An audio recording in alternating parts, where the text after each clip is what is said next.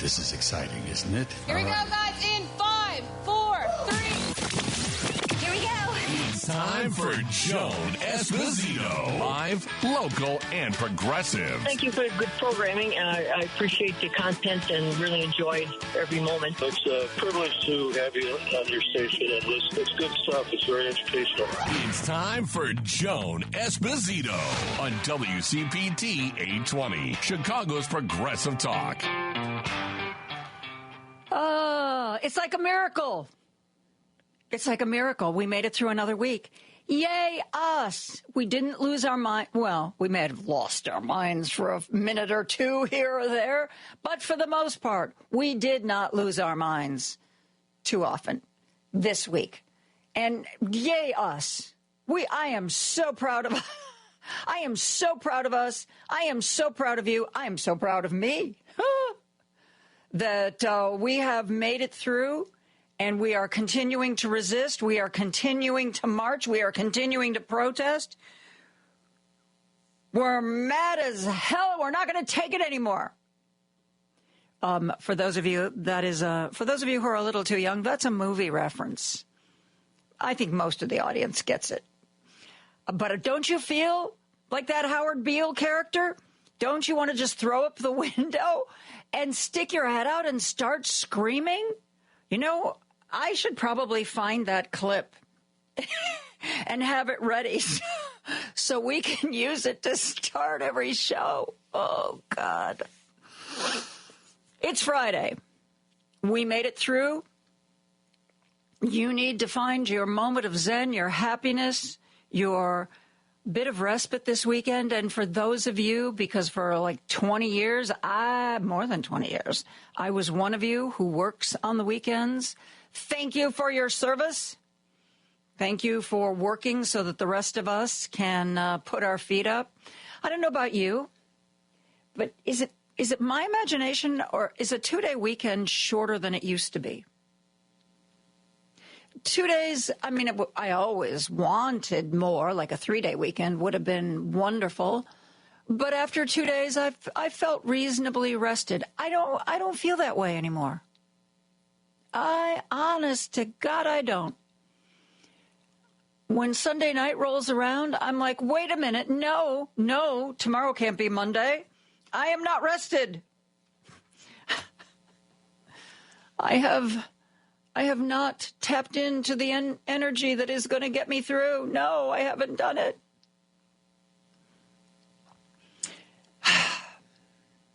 Well, suck it up, Buttercup, because this is the world we live in now.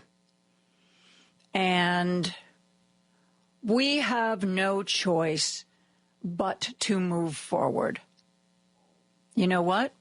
We have no choice but to move forward. I mean, yeah, you know, the option of just like maybe curling up into a ball is always on the table. Yesterday, I told Ray that for Saturday, my only plan for Saturday was to spend the entire day in bed. I said, that's my plan for Saturday. I've just decided that I'm not getting out of bed. That is a viable plan. Might not work for everybody, but it works for me. You got to find your own peace. But maybe the cat will come curl up by me for a while. My little dog, Pretty Girl, probably will. She's a little bit stinky, though, so I'm not so sure I'm looking forward to that. But it's the weekend, and you have to find some little bit of zen, some little respite to recharge your batteries. Because we need those batteries. You need to, at the very least, continue to pay attention so that you can get in touch with your state rep, your state senator, your congressperson, your senators, and you need to make your voice heard. You absolutely do. Even those of us who are represented by Democrats, we learned this last week that sometimes they need a little push, don't they? Yeah. Sometimes they need a little push. So we have the phone lines open. 773-763-9278. We have the phone lines open. We have the text lines open. Same number, 773-763-9278. You and I, we're going to be talking for the first half of the show, and then we're going to talk to a couple of women.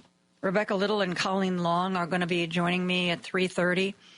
They wrote a book called I'm Sorry for My Loss. It talks about reproductive care in America, but this is more than just a book on abortion. It's a book about miscarriage and stillbirth. It's a book about grief.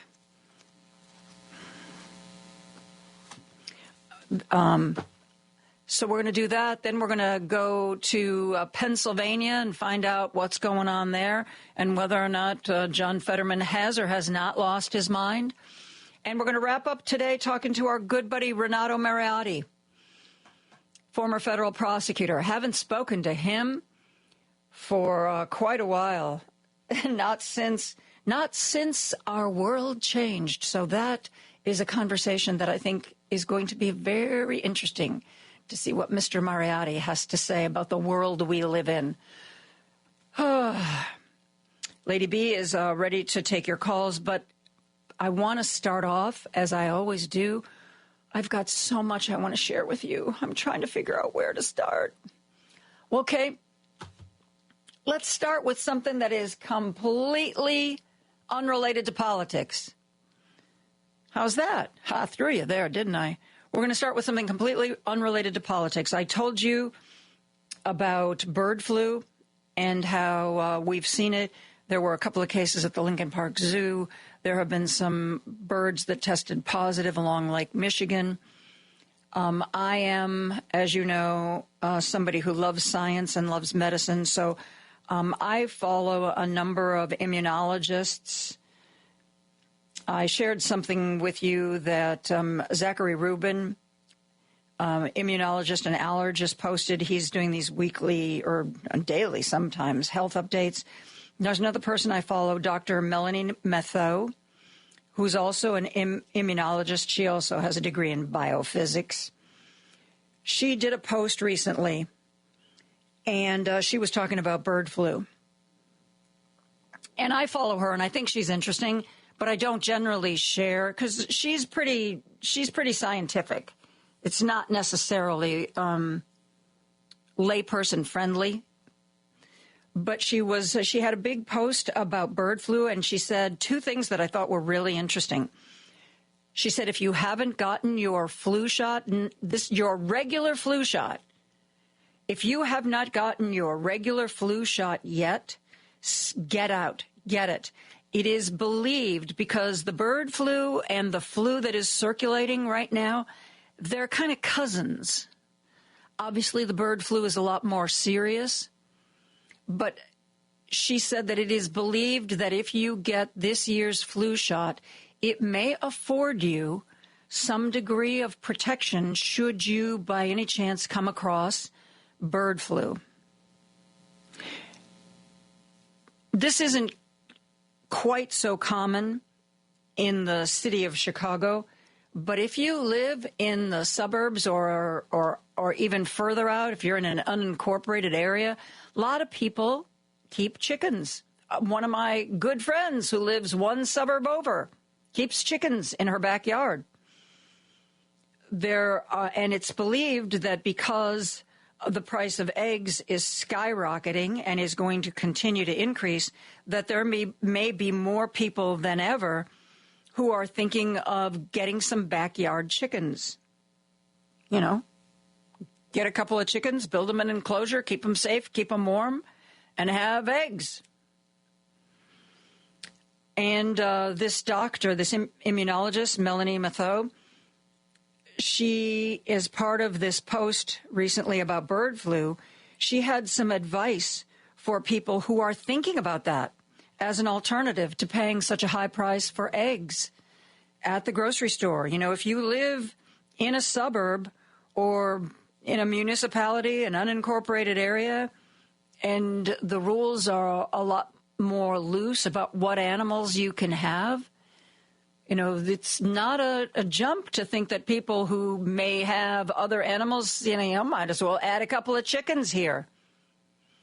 And she has advice because of some of the cases of bird flu that have jumped to humans have been because of backyard chickens, not, you know, there have been big flocks of chickens, you know, industrial farms that have had to cull their entire barn of chickens because they've tested positive. We're now recently seeing cattle herds that are testing positive for bird flu.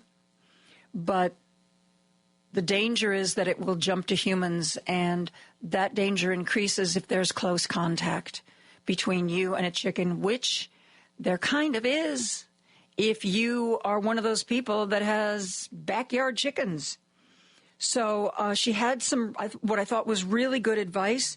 I want to share this with you now. This is Dr. Melanie Matteau. She's an immunologist. What you should think about if you want to have backyard chickens, listen to this. If you are considering starting a backyard flock of your own because the egg prices are so high, or you have a backyard flock, please do read up on ways to keep those chickens from being exposed to H5N1 from wild bird populations. Also, please consider taking precautions when you are handling the birds, cleaning out their pens, or collecting eggs. The one deadly case we've had in the United States and Louisiana was an infection from a backyard flock. Standard precautions would include wearing a mask, perhaps some eye protection, washing your hands well after handling or working with the birds, and changing your clothes and potentially showering, because the stool from chickens will carry the virus, and the dust that occurs when you have dried out stool or the chicken shaking can actually spread the disease. So there. And she's also the one who said, if you haven't gotten your flu shot yet, get it, because the virus that is in the current flu shot, the protection, the vaccine protection is for, I believe, H1N1, and bird flu is H5N1. And the belief is that the two N's might give you some protection because, you know, bird flu is highly lethal. The last guesstimate that I read from the limited data that was there said that it's believed to carry as much as a 50% fatality rate. 50%. That's a lot. That's a lot of dead. So take care. Take care. Let's go to the phone lines. Our good friend Ron is on the line from Michigan. Hey, Ron. Hi, Joan. Joan, you know, the Super Bowl's coming up, and the two teams that are playing, I really don't care about it. You know, if the Bears are not in it, I don't care. And my second choice is Detroit, and especially because Trump's going to be there. And they made them take down the Stop Racism signs because they know the Nazi is coming to the game. I'd imagine Musk is going to be there throwing out Nazi salutes, which is a total disgrace. You know, and I understand, you know, that Trump's dance is now incorporated into many of the Pro Bowl pro players' touchdown routines, and it is just sickening to think of such a travesty of a national institution. I mean, just like he trashed the Lincoln Memorial when he went there. It is so you know, it's like a defecation on our most treasured things by a dog. But that's just my comment. You know, I was perusing social media this morning, and some people are suggesting to those who may have tickets for the Super Bowl that when the cameras swing around and show Donald Trump, that everybody in the stadium boo. I don't know. That would be an interesting thing to see, and certainly he has gotten booed when he's made appearances before. I don't know. Pro football is, like you say, there's a number of MAGAs that really like football, which always amazes me because, it's a sport dominated by African Americans. And yet the white people who follow it sometimes are not as appreciative of them as they might otherwise be. Yes. And, Joan, I'm thinking with our conversation, it might be interesting to watch it, to see the reaction of the crowd to his presence there. And so that's another factor that I have to put into the mix. So. Yeah, well, Donald Trump, even when he's been booed, I have observed him when I've seen those clips, and he knows that he's always on camera, on video. So I've seen him where he just waves and smiles like he's not being booed at all, like they're all cheers, Yeah. Well, let's hope maybe the fans turn out like Chicago Blackhawk fans and really shout the place down and maybe drive them out of the stadium. But we'll see with boos. We will see. We will definitely see. Ron, thank you so much for the call. You're welcome, John. I understand how you feel about that. I got a text from somebody, and generally, unless you share your name with me, I see your phone number, but I don't always see your name, in case you're wondering why sometimes I say who the text is from and sometimes I don't.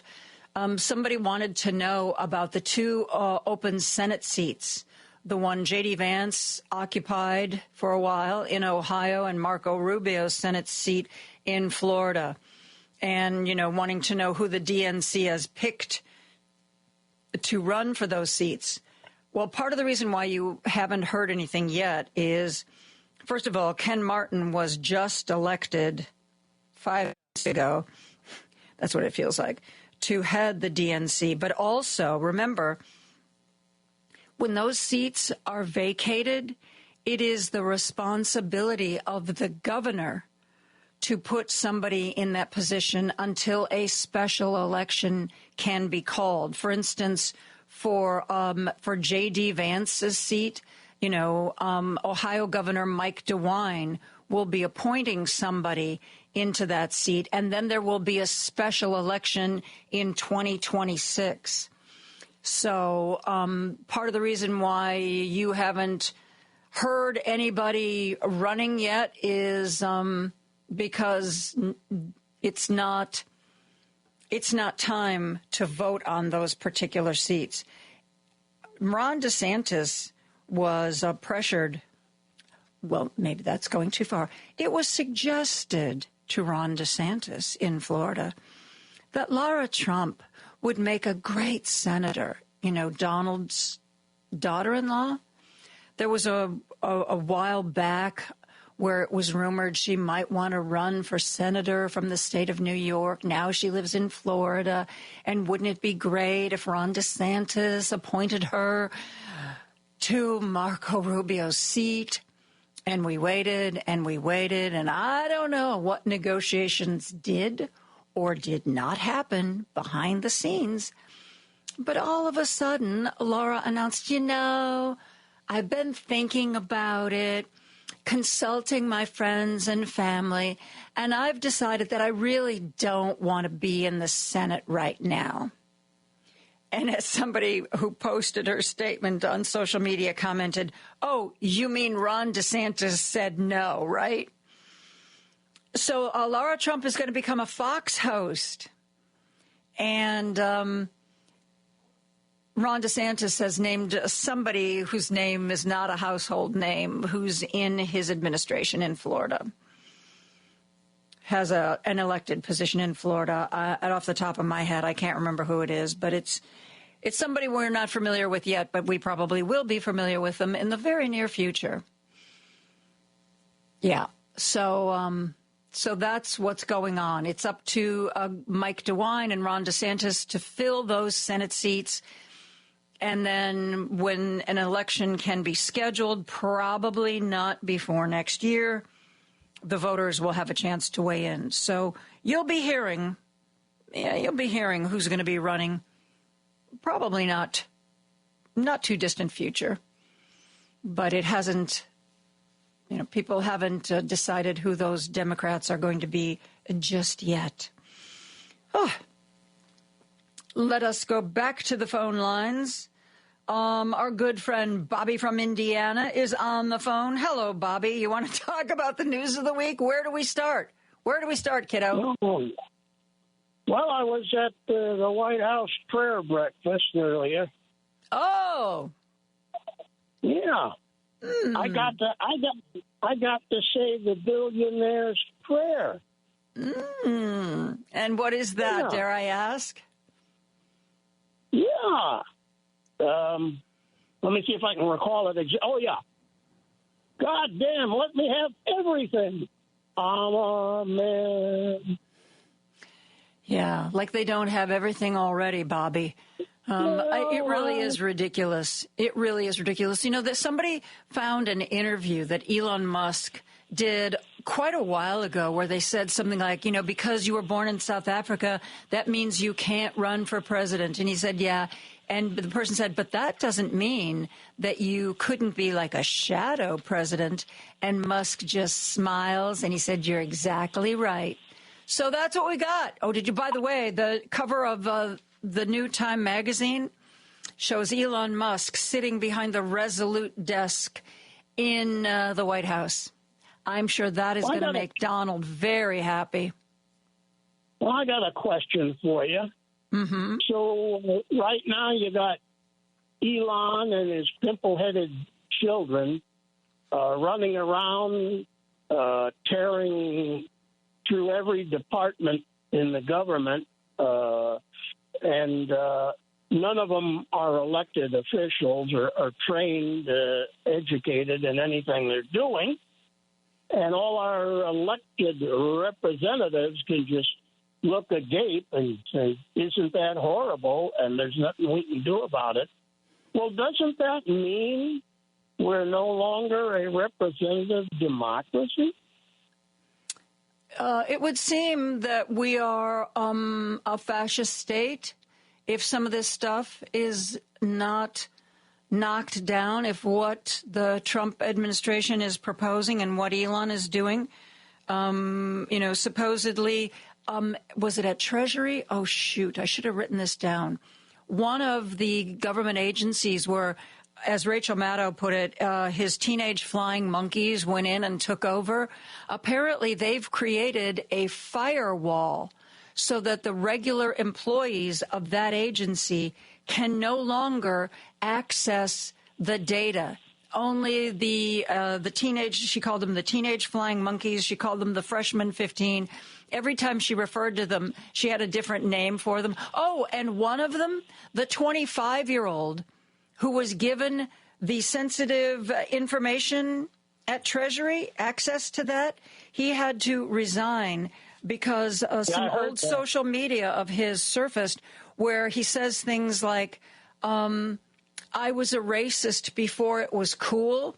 And he did another post promoting Indian hate because, you know, there's a lot of people of Indian descent who work in the tech industry.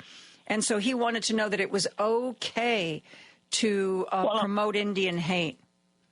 And the shocking thing to me is that when this became public, he resigned. Because, you know, from the world of Donald Trump, you just say, so what? And you keep moving. So at least there was some sort of accountability. I don't know what we call it. But, yeah, that was one of Elon's top lieutenants. They're all sweethearts. Oh, and I think the one that had to resign, then Musk, whoever the whistleblower on that was, I think it was a woman news, trying to get her fired or something. Yes, it was a woman who broke this story in the Wall Street Journals. Now, you know, I talk about the Wall Street Journal. It's a business publication. It tends to be conservative, but the actual news part of it is different than the editorial part of it. The editorial part of it is generally so far right that it just is ridiculous. But the news reporters, they did this in Trump's first administration. They will break stories. And I can't remember her name. I'll look for it during the break. But she's the one who had the exclusive. It broke last night that this particular flying monkey was apparently bragging not that long ago about what a great racist he was. Bobby, I got to go. You and I have crashed into the break. Thank you for the call. Have a great weekend. We are going to take a break and be back with more after this. There's no excuse to miss Joan Esposito. It's number one on my stereo. Live, local, and progressive. You can listen to her daily at WCPT820.com on your computer or phone. This is Chicago's Progressive Talk, 820 AM, WCPT Willow Springs, and online at WCPT820.com, where facts matter. Joan Esposito. Join the conversation now at 773-763-9278. I'm trying to use the phone! Joan Esposito. Live, local, and progressive on WCPT 820. We are going to continue to talk about the news of the day and take your calls for the next hour. I did look it up, Bobby. The article was written by Catherine Long. This is the article that she posted. She broke this story. It's a Wall Street Journal exclusive. Doge, or Dodgy, as we like to say, staffer resigns over racist posts. These are some of the posts that were associated with 25-year-old Marco Elez, E-L-E-Z. Just for the record, I was racist before it was cool. That was from July. In September, he posted, "You could not pay me to marry outside of my ethnicity." And another post, "Normalize Indian hate." That was also from September. So this isn't like, he did this when he was 17 and he didn't know any better. Yeah. September, normalize Indian hate. You couldn't pay me to marry outside of my ethnicity. After the Wall Street Journal inquired about the account, White House spokesperson, angry blonde woman, said that Elez had resigned from his role. Elon Musk is really going after this reporter and has said he wants her to be fired. I'm not thinking that Rupert Murdoch is going to do that, but, Elon Musk is very offended that apparently we are very offended that one of his lead flying monkeys is an acknowledged racist. There is another Wall Street Journal exclusive that apparently, unless something changes, as soon as next week, we could see another one of those Trump executive orders. Why bother? He's got a Republican Congress and a Republican Senate, but you're making laws just takes too long. I don't have that kind of patience. Besides, some of the things I want are illegal, so they probably wouldn't even go along with that anyway. An executive order could be coming as soon as next week, cutting thousands, firing thousands of U.S. Department of Health and Human Services workers. Under the order, according to the Wall Street Journal exclusive reporting, the Food and Drug Administration, Centers for Disease Control and Prevention, and other health agencies would have to cut a certain percentage of employees. The order could come as soon as next week. Thousands. Not cutting waste. You know what? You want to tighten your belt? I don't think anybody's going to fight you on that. But there's a difference between tightening your belt and gutting an agency. These agencies aren't just federal workers who exist in their own bubble. These are people we need. You have a question about what? Your Medicare? You have a question. If you're a farmer, you have a question, the USDA. The people that we count on to let us know what we need to know and to send us the checks, whether they are farm subsidies or Social Security payments, the people who are responsible for sending us the checks that we have come to know and love. What's going to happen if they're not there? Are we going to rely on the flying monkeys? Apparently so. Apparently so. Let's go to Marty, who's on the line from Chicago. Hi, Marty. How are you? Actually, Worth. Hey, Joan. Actually, from Worth. How you doing, Joan? How are you? Good. Happy Friday. I came up with a new acronym for that, or new whatever you call it, for that DOGE, the Department of Government, whatever it is, efficiency. The demented oligarchs grabbing everything, because that's kind of what's going on. There's kind of pillaging and grabbing everything, but they're the demented oligarchs that are just grabbing everything they can get their hands on. Sure. Because, it goes, especially for men, if a man has been very successful in some avenue, that means that person should be in charge, and that person should be making all of our decisions. Because even though Elon Musk, like Donald Trump, started off with a big chunk of family money, and even though Elon Musk was only able to keep Tesla functioning because he got millions from the U.S. government, no, we're supposed to believe that somehow Elon Musk is some genius? And so he should be in charge of everything. Rockets. He wastes money exploding rockets. But you know why they're doing all of this, right? Like, Tom explained all of this, and I've read, there's a looming deadline coming up, right? At the end of this year, those initial Trump cuts that he passed, they expire. They were only good for 10 years. Mm-hmm. And they expire at the end of this year.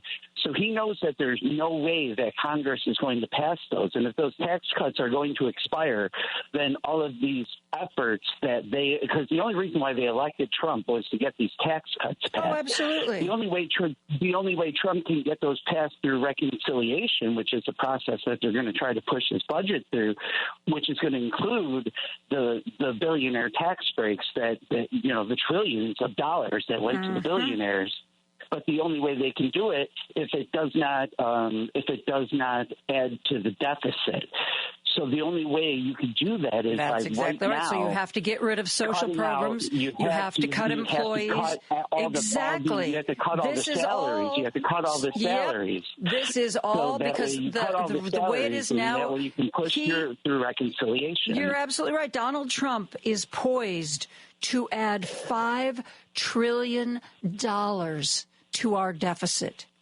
And so you know what? If we stopped paying all these old people for their medical bills and their Social Security, and if we laid off, we don't really like federal employees anyway because, they don't always do what I want them to do. Okay, maybe it's illegal, but they should do it just because I tell them. So let's get rid of, we'll lay off, we'll fire thousands of employees, we'll close these agencies, we'll stop sending money outside the country no matter who needs our aid.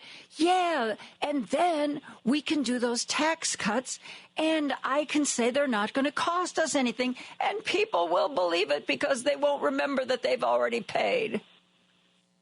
And the tragedy is actual food crops are being wasted because they can't transport this stuff to where it was destined to go before the supply chain was interrupted. But he tried this the first time. Remember, he started those trade wars with China and all that. And then we had the pandemic. Ourselves, that stupid isolationist policy, whatever he's trying to do, so that way if we do have a pandemic, we're not going to be able to get the resources we need to deal with it. And that's why it was 100 times worse here than it was anywhere else. We had failed leadership, and for whatever reason, again, people thought that this was the better option, which I'll never understand. But it's the pillaging. We're witnessing the pillaging of the commons. It is.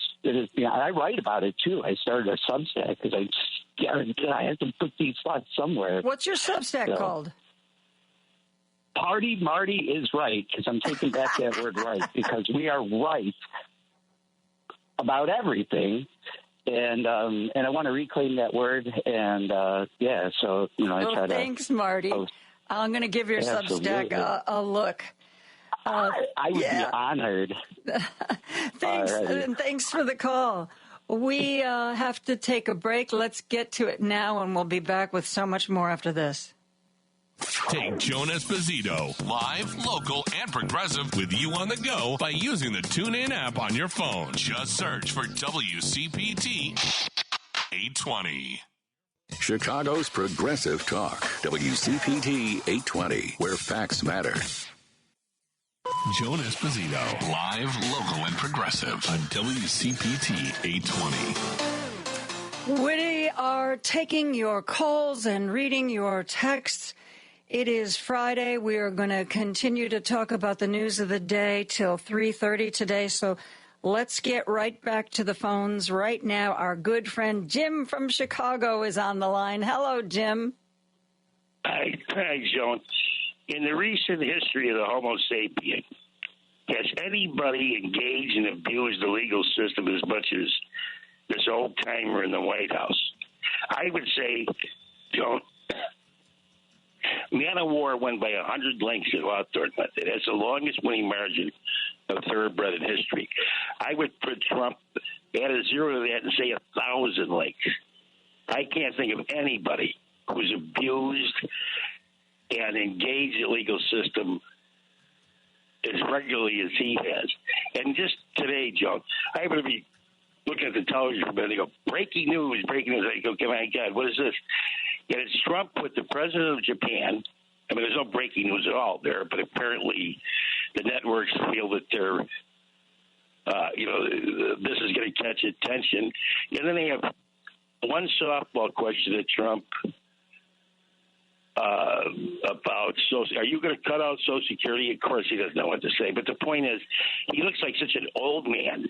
Yeah, he doesn't look healthy. Not that he's looked great ever, but he's really, for a guy who really doesn't do anything, except sit at his desk and sign orders that other people have written, he doesn't look so good.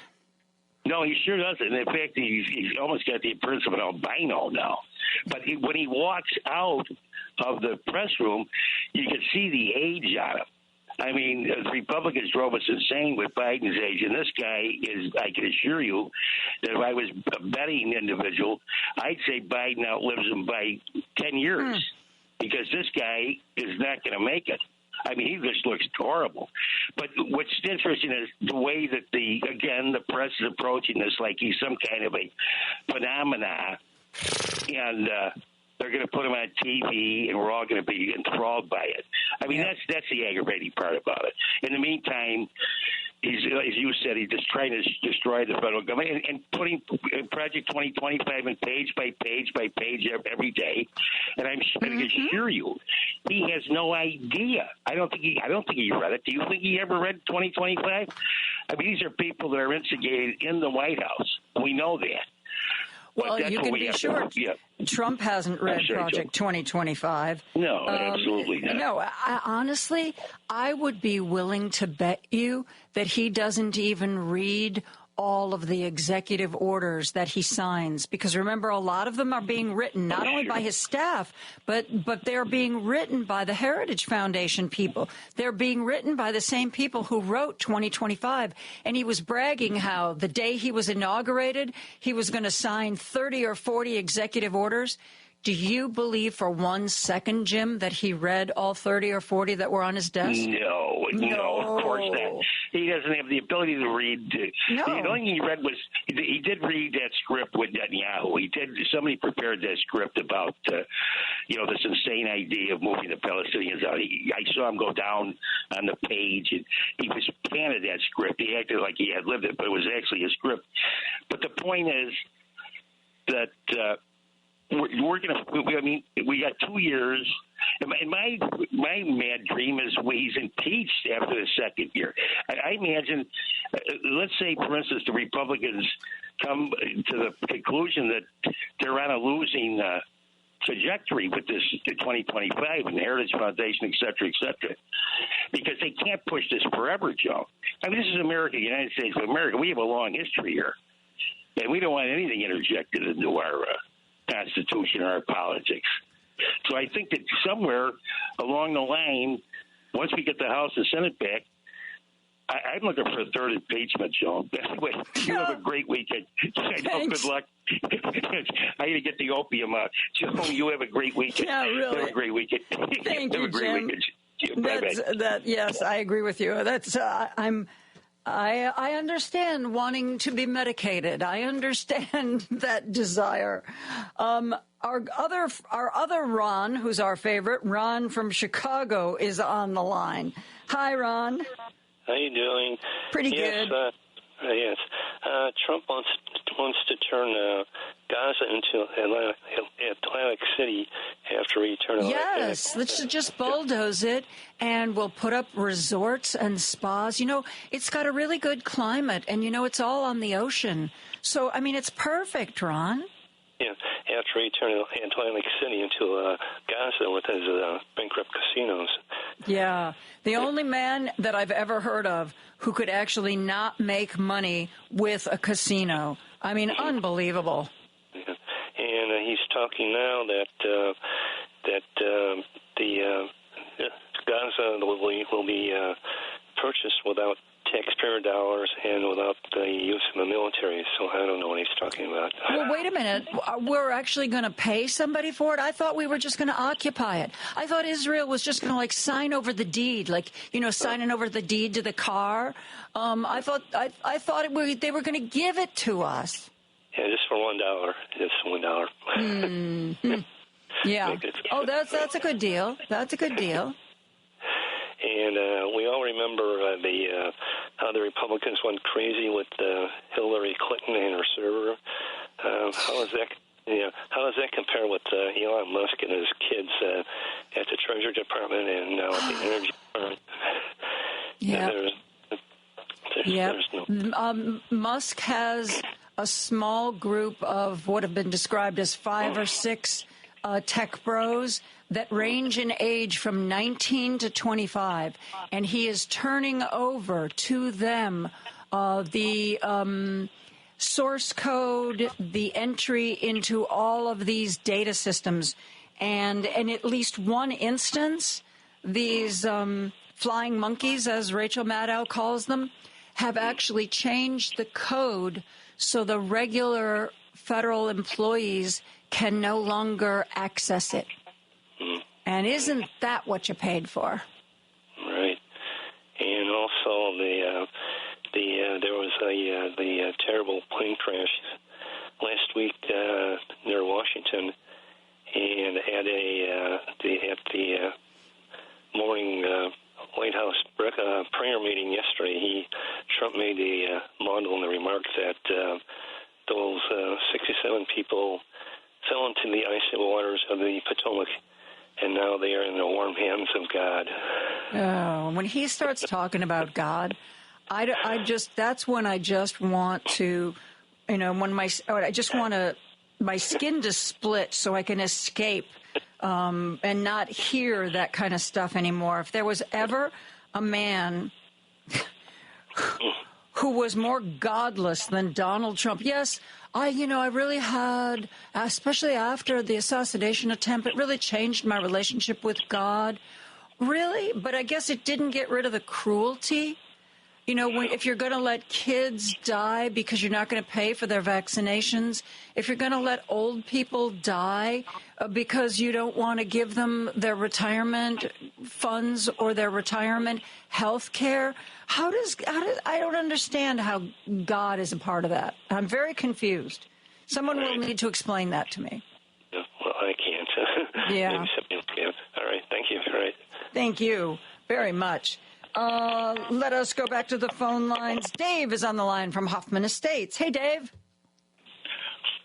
Hey, Joan. Following up what Ron just said, was Trump plagiarizing Ronald Reagan's Challenger speech? Oh, I didn't hear that. That time when they blew up and he said that they were God. Oh, you think that's where he got that? Well, you know, he certainly didn't come up with it on his own. Hillary, right? Yeah. And his wife, or not Hillary, but Obama's wife. Remember? Trump's wife. Oh, had yeah, Melania. When Donald Trump was plagiarized. Yeah. When he was being nominated the first time around, and Melania made a speech, it was to some degree plagiarized From Michelle Obama's speech, yeah. And, Melania didn't write it, so one of her speechwriters got a little bit lazy or torpedoed her on purpose. It's hard to say which. Yeah, when Ron mentioned that, it sounded just like that one that Reagan had said that time after that Challenger explosion. We're talking about me. Anyway, I was just telling Lady B, I was reading where West Point has disbanded a dozen cadet clubs centered on ethnicity, gender, race, and sexuality in response if to there's that. A cadet club for African Americans, if there's a cadet club for women in the military, they're getting rid of all of those because they don't want to be accused of DEI. Yep. Uh-huh. Yep. Natural nature than that. But when you guys were talking earlier about that, that's going to be at the Super Bowl. Now, my sister and brother-in-law and they went to that Army-Navy game because their step-grandson is going to be graduating this year from Navy. And Trump and his minions were there up in that press box. And she said when they flashed the camera up on that press box, and she said, I'd say a good three-quarters of the people in that stadium were cheering. Okay? And what got me, and I had mentioned on an earlier program, was where was President Biden and Vice President Harris? And especially Vice President Harris, she was campaigning to be their next commander-in-chief. And that Army-Navy is like the biggest game, every year. Yeah, I understand that. And if we had a candidate who had more time, she was doing 3 or 4 stops a day, some of them in different states. I mean, choices had to be made, and I know those calculations. For instance, I was wondering why she didn't go on the Joe Rogan podcast like Trump did, and they first offered her a date, but she already had a booking, and they came back with different dates. They came back with different dates, and there was a date that Joe Rogan said would work. And then, as it got closer, the Kamala Harris campaign was told, oh, sorry, Joe Rogan is taking that day off.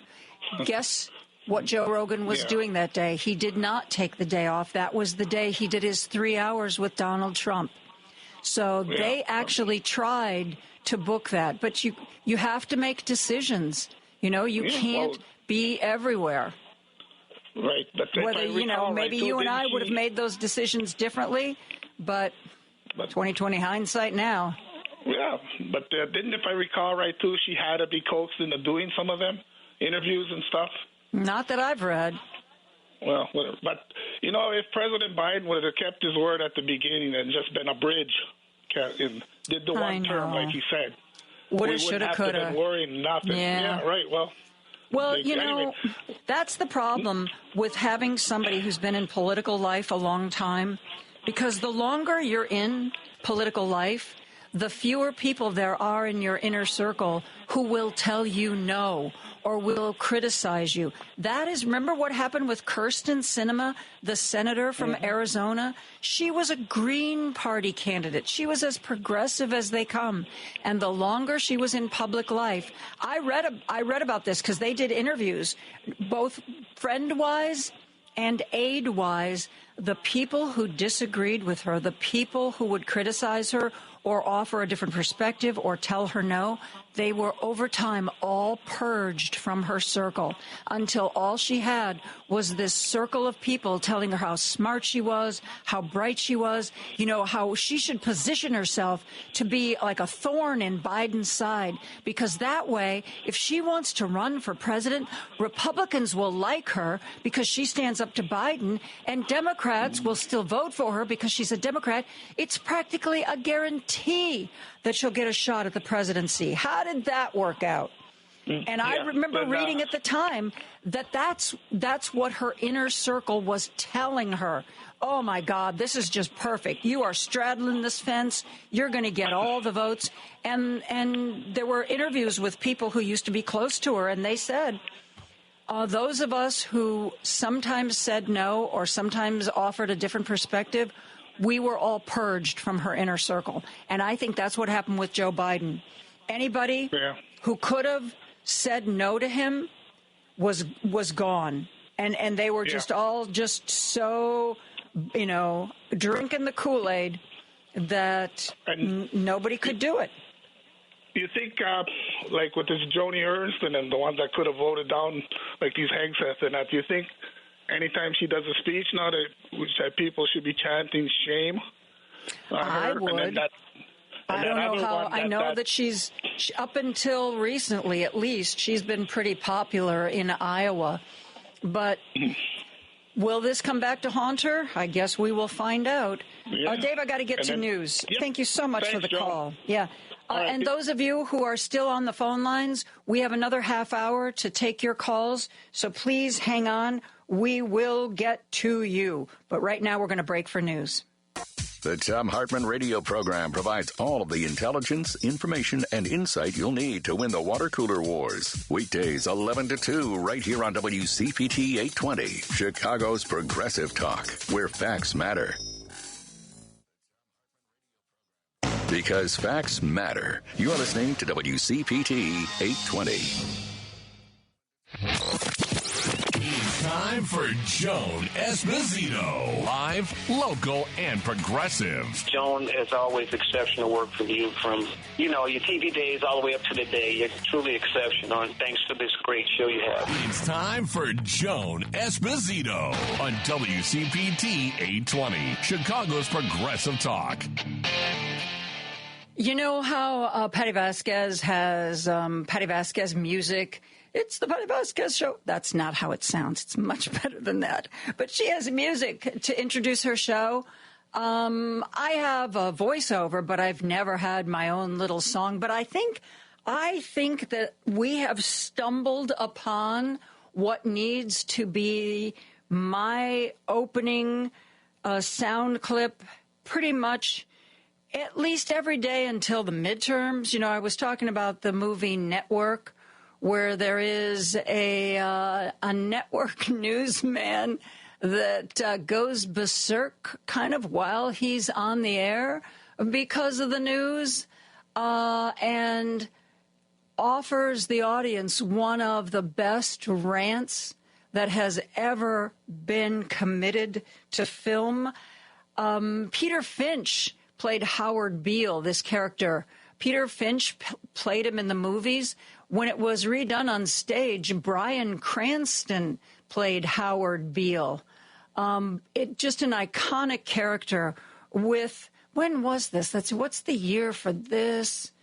What is the year for this movie? 1976? Oh, boy, no wonder some of you have never heard of it. It's 1976. Good grief. But I think this, for the times we're living in, is exactly how I feel, and maybe, I don't know, how I might start my show going forward. Lady B, play that. I don't want you to protest. I don't want you to riot. I don't want you to write to your congressman because I wouldn't know what to tell you to write. I don't know what to do about the depression and the inflation and the Russians and the crime in the street. All I know is that first, you've got to get mad. You've got to say, I'm a human being. God damn it. My life has value. Stick your head out of the window, open it, and stick your head out and keep yelling and yell. I'm as mad as hell. I'm not going to take this anymore. I'm mad as hell. I'm not going to take it anymore. I'm mad as hell. I'm not going to take it anymore. I'm mad as hell. I'm not going to take it anymore. I'm mad as hell, and I'm not going to take it anymore. I'm mad as hell. I'm mad as hell. And there you have it. Kind of feels cathartic, doesn't it? Yeah, Lady B, save that one. We're going to be going back to that week after week after week. So put it in a special place so we don't lose that one. Thank you. Now let's go back to the phone lines. Joe is on the line from Villa Park. Joe, how are you today? Hey, John, I'm great. How about you? Peachy. Okay, so here's the strategy. We work like heck in 26 to take the House back. I believe, like that other fellow said, that Trump doesn't have the stamina. He's going to step down. So once Vance becomes president and we take the House, we are now second in line to the presidency if we can take the speakership, and then impeach Vance. So that's the only problem, like to see it. the Congress absolutely could impeach J.D. Vance, but if we really want to get him out of the White House, that vote can only be taken by the Senate, and it requires a 2/3 majority. That's why we couldn't get Trump out the 2 times he was impeached last time around, was because it would the House votes to impeach, the Senate votes to convict, and when it's the conviction that really kicks somebody out of public life. So, but you know what? See, I think that's a plan. I like that plan, and Joe. Not only that, but the mad as hell thing. Oh, people are going to be abandoning this guy. The more he hurts, and I'll watch now. Take note of the people that are still in your neighborhoods that still are flying their Trump flags, taking their victory lap. Watch when those signs start coming down. When they start coming down, you know that his goose is cooked. Yeah, I agree. That's a good barometer of people's sentiment. Do they want to be associated with this guy? And as the next couple of years unfold, as we desperately claw our way to the midterm elections, people are going to remember why they didn't like this guy. He's going to hurt families he promised not to hurt. And people are going to, as Stephen Colbert said, people are going to start remembering why they didn't like him last time. You know, if we get people energized for the April 1st consolidated elections, they can get out there, practice canvassing, follow progressive candidates, get them, and get the local Democratic township boards elected, and get practicing on networking and meeting people who are like-minded. So I encourage everybody to get involved with your local township Democratic committee. Yep. I just did that. I rejoined. I was kind of adjacent to my local Democratic organization because a lot of the stuff they did I couldn't get to because of my work schedule. But I have re-upped my contact with them and downloaded what they're doing and when they're doing it, and I'm all in. I also have my state rep, my state senator, my congressperson, my senators. I've got that all that information, and I am going to let them know on a at least bi-weekly basis how I feel about things.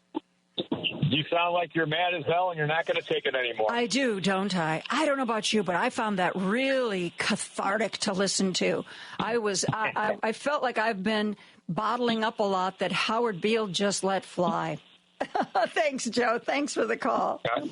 You're welcome. Good day. Let's go to Donna, who is on the line from Chicago. Hi, Donna. How are you? Thanks for calling. Hi, Joan. Thanks for taking my call. What do you want to talk about? Oh, I'm sorry. I wanted to talk about my son is a diplomat with the USAID. Well, he was and he is, or we're not sure anymore. But I just, I'm mad as hell. And he's been at his post. I'm not going to name the post. I'm not going to name my son's name just because of retribution. Because you never know. He's afraid to come back to the States because of that. Because they find out that he worked for USAID. Who knows who's going to be after him, maybe? I'm not sure. But well, let's hope that if this administration listens to the courts, maybe he will be able to continue that work. He hopes so.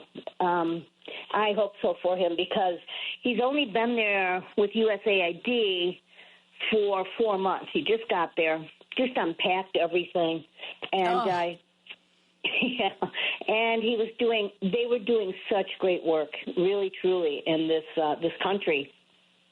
Very proud of being a U.S. citizen, loves America, and then all of a sudden, all these diplomats start to hear, oh, well, first of all, they're not hearing anything from the Democrats or their congresspeople, so that really hurt, and especially when you're hearing you're evil USAID needs to die. But the one that hurt the most, I think, for all of them is that they were called un-American. And all the lies that are saying about USAID. They were, I don't know how many months ago, but about 2 months ago, right after Trump got elected, they were actually asked to rat on their colleagues if they have leanings towards report it. And it's just really it's really been hard and really actually sickening. But if anyone really wants to know anything about USAID, Rachel Maddow had a great show on Wednesday night. She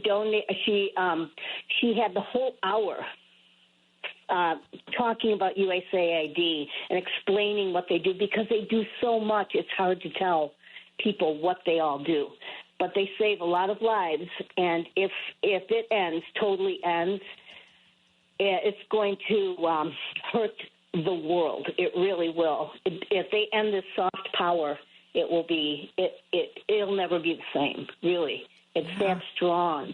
And I went to my. I tried calling senators, my rep, and of course you can't get on the phone. So I just thought I'm going to go to this home office, call the home office because you have to make an appointment, and I let them know how Mama Bear here feels, and then finally a couple days later, I went to the home office. Every rep has a home office. You can go there, knock on the door, ring the bell, and you go in. And they said, we know who you are. We sent your message right to Washington, D.C., and it's on the floor of the Senate right now. Wow. So believe me, they hear you. They know whatever your issue is, because there's so many. But believe me, go there, go to the office, talk to them. They were really sweet, though. I have to tell you, my son and many of the other Americans at the embassy, because they told him you have 3 days to get out. This was in the beginning. You have 3 days to get out. Get all your stuff. Can you imagine just getting the stuff because he'd have to leave a lot, but he didn't pack. He packed light, but. So they told him, get out. You got 3 days. If you don't get out, we're going to have the military take you out. So, and he told me, and so he wrote me, he said, Mom, if they take me on a military plane, I don't know where they'll put me. And so the fear and the paranoia kicked in. And so I went over to the representative's home office, and I said, my son needs your help. You guys have got to do something. You've got to. And so they listened. They gave me those three people in the office, including the cell phone of all of their names, cell phone. So I sent that to Eric. So they said if he's in any kind of trouble, they can call, use the cell phone, and they will get him wherever he's at. Donna. They'll get him out. Keep us apprised, will you, as this develops, because I would love to know what happens with your son. And I really appreciate you calling in and letting us know about this. This is great. Thank you, Donna. Thank you so much. Thank you, Donna. We are going to take a break. We're going to be back with more after this. Don't turn that dial. Joan Esposito, live, local, and progressive, returns right now. Hey, Google, play WCPT. Streaming Chicago's progressive talk from TuneIn. Now back to Joan Esposito, live, local, and progressive on WCPT 820. It is Friday. You survived. Yes, you did. We are reading your texts and taking your calls. Let's go back lines. Roosevelt is on the line from Chicago. Hey, Roosevelt. Joan, thank you for taking my call. Oh, sorry. And have a nice weekend. Thanks, you too. Okay, I'm going to throw a couple of things for you, see what you think. Did you hear that the Department of Education Congress, Dems were blocked from entering the Department of Education as per The Hill. Members of Congress were prevented from entering the Department of Education. They got some yahoo there standing in front of the doors, and they're yelling at him. I saw the video 5 hours ago. That's one of the things that Democrats have been doing, is leading groups of people over to some of these government buildings and trying to get in. I hadn't heard about education, but I know that there was a group refused entry at Treasury, a group that was led by the youngest congressman now serving, Maxwell Frost. There was also a group that tried to get into the USAID building. They were also a refused entry. So I don't know. I cannot independently corroborate what you're saying, but it wouldn't surprise me a bit. Why not? That's what they've been doing everywhere. Next one. Al Green, and I don't mean the singer, from Texas. They said he was going to bring articles of impeachment last Wednesday. I read it on Newsweek, I believe. And the last thing I wanted to say is, do you think that all he is doing, not only in the United States, but, Gaza and all that, do you think Trump is creating more enemies and making it worse on himself, not only the United States, personally himself? That's a really interesting question. Obviously, he is a man who has 24/7 protection. But, these days, I don't think we're going to see another January 6th. But one person who is a little bit mentally unbalanced, who can go to a gun shop and buy an AR-57 or any other weapon of mass destruction, I don't know. Like if I were one of the Elon Musk's flying monkeys, I'd be honestly a little nervous because all of their, not where they live, but all of their names have been made public. And I don't know if you noticed this, but everybody keeps replaying that one shot of Elon Musk where he was at that Trump rally and he throws his hands up in the air. Next time you see that clip, because the networks are playing it over and over again anytime they talk about Elon Musk, look at him really closely. He either has the weirdest stomach of any human being on the planet, or he's wearing some kind of vest, which considered, the fact that he is wreaking havoc, he should be wearing a vest. I'd be wearing a vest if I were him. Yeah, that's true. I never thought about that. But look at that next time. It's that shot where he's like at the dais and he's got his hands thrown up and he's kind of leaning back, which is why you can see his stomach. And it's got all these really weird lumps that don't look like a real stomach, but could very well look like some kind of heavy-duty vest. Mm-hmm. Hey, Joan, also, while I'm on the similar subject, what I brought up with the last question, it reminded me of what he's doing with Gaza, because he did mention a few countries where he's supposedly going to send these people to from Gaza. And it reminded me of Bush when he did what he did with Saddam Hussein. He created more terrorists. And that's the problem, isn't it? That's the problem. And frankly, I wonder about that. That's why everyone was hoping that Israel would attempt to be more surgical in their strikes when they went to Gaza, because, you're somebody who maybe considers themselves not political, but your family is killed in an airstrike. That's the kind of thing that can really radicalize someone. I want to talk to Jeffrey Korn, who's that guy from Texas Tech, who's one of the experts on, well, first of all, the Middle East, but also on rules of war, because it seems to me you got to really, when you're trying to eliminate an enemy, especially in the Middle East, is there a way to do that without planting the seeds of more radicalism? That's an interesting question, Roosevelt, and it's something that I've thought about, and I don't have an answer. Yeah. All right, Joan. Well, thank you very much. Thank you. Thank you for that. Have a nice weekend. I think I have time. There's a couple of things I want to share with you before we go to break. First of all, Governor Pritzker was out announcing a new program this morning. And, of course, whenever there's a media opportunity, people are going to ask him about, hey, what do you think about Donald Trump and the way he wants to come after Illinois? As opposed to, hey, isn't it great that you're, I don't know, cutting this ribbon or announcing this new program, which is great, but not exactly what people want to focus on now. Governor Pritzker was asked about Donald Trump this morning, and he said that he is going to fight like hell. I thought this is great. Listen to this.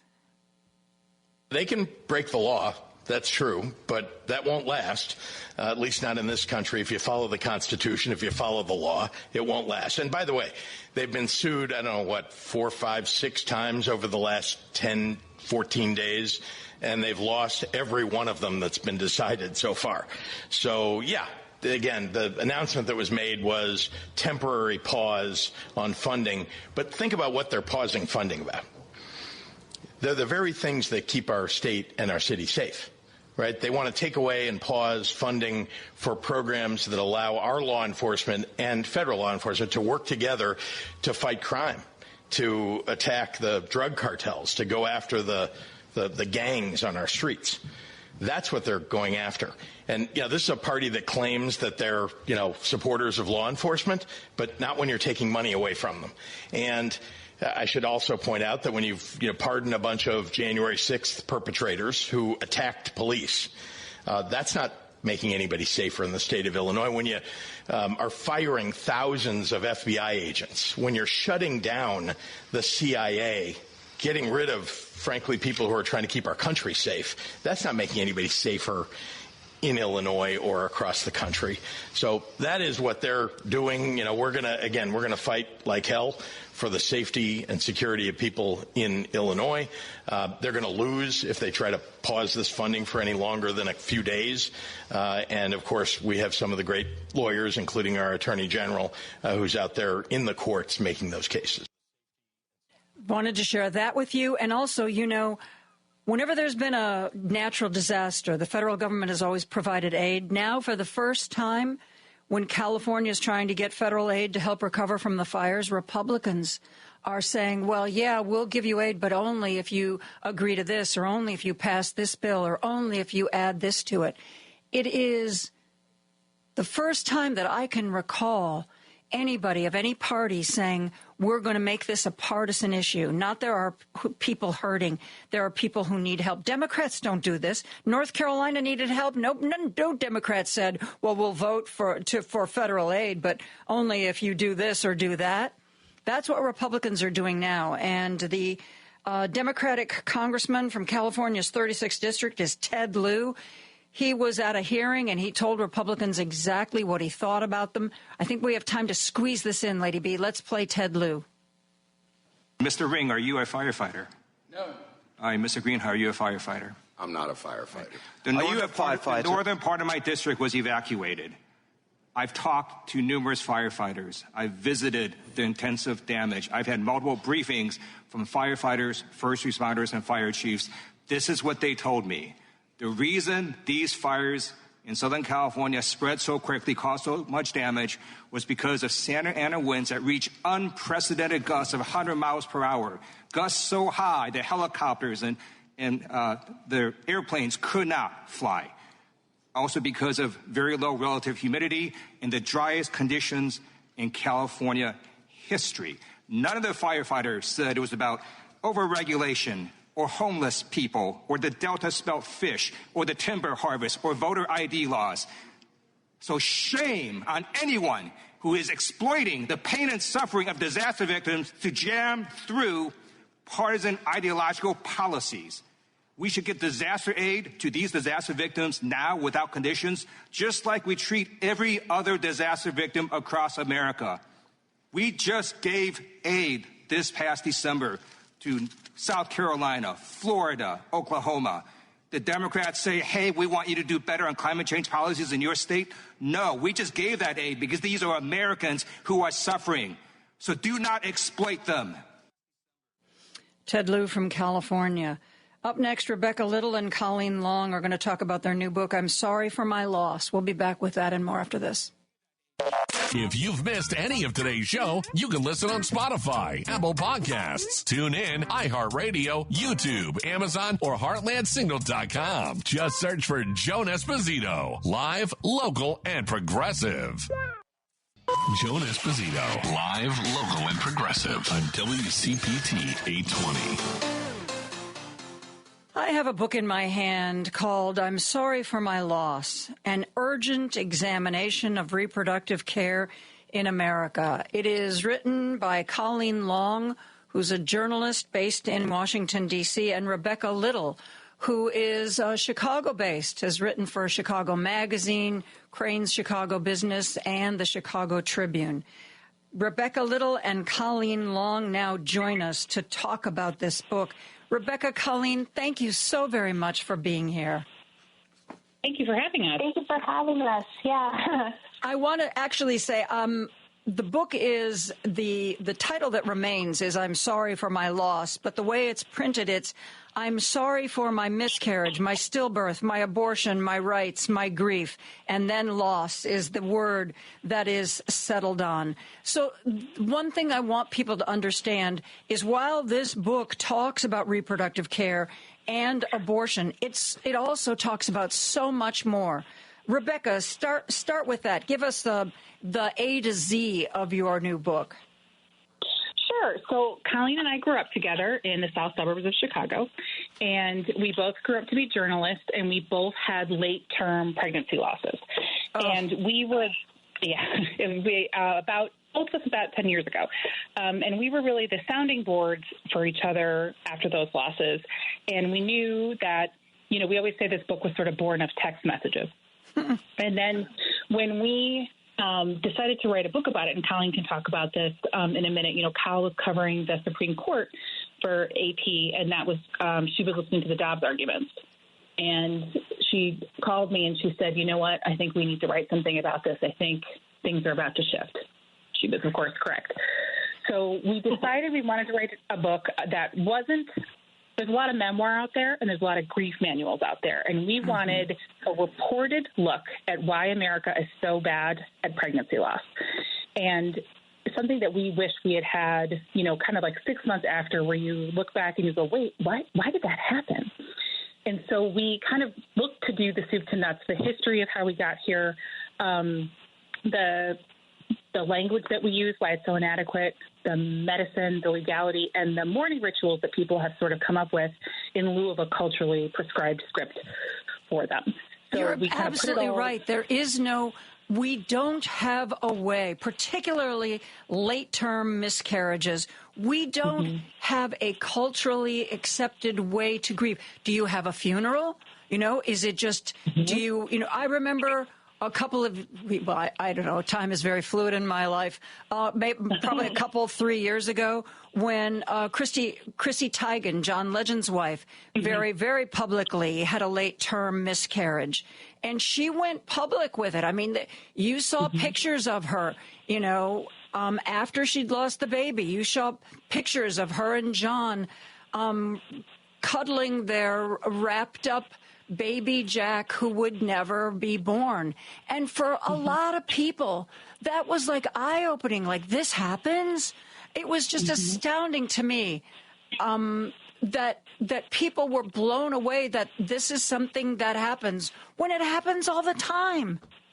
Yeah, I think part of the problem we uncovered when we were doing reporting, and also we sort of felt it when we were living through it, is that, what's happening in our society now is everything that isn't a perfect pregnancy or like ending an unwanted pregnancy, everything in the middle, and there's a really big middle, it just gets sort of swept under the rug. And it gets swept under the rug for a lot of reasons, politics on both sides, grief, anxiousness, paternalistic ideas around women in healthcare.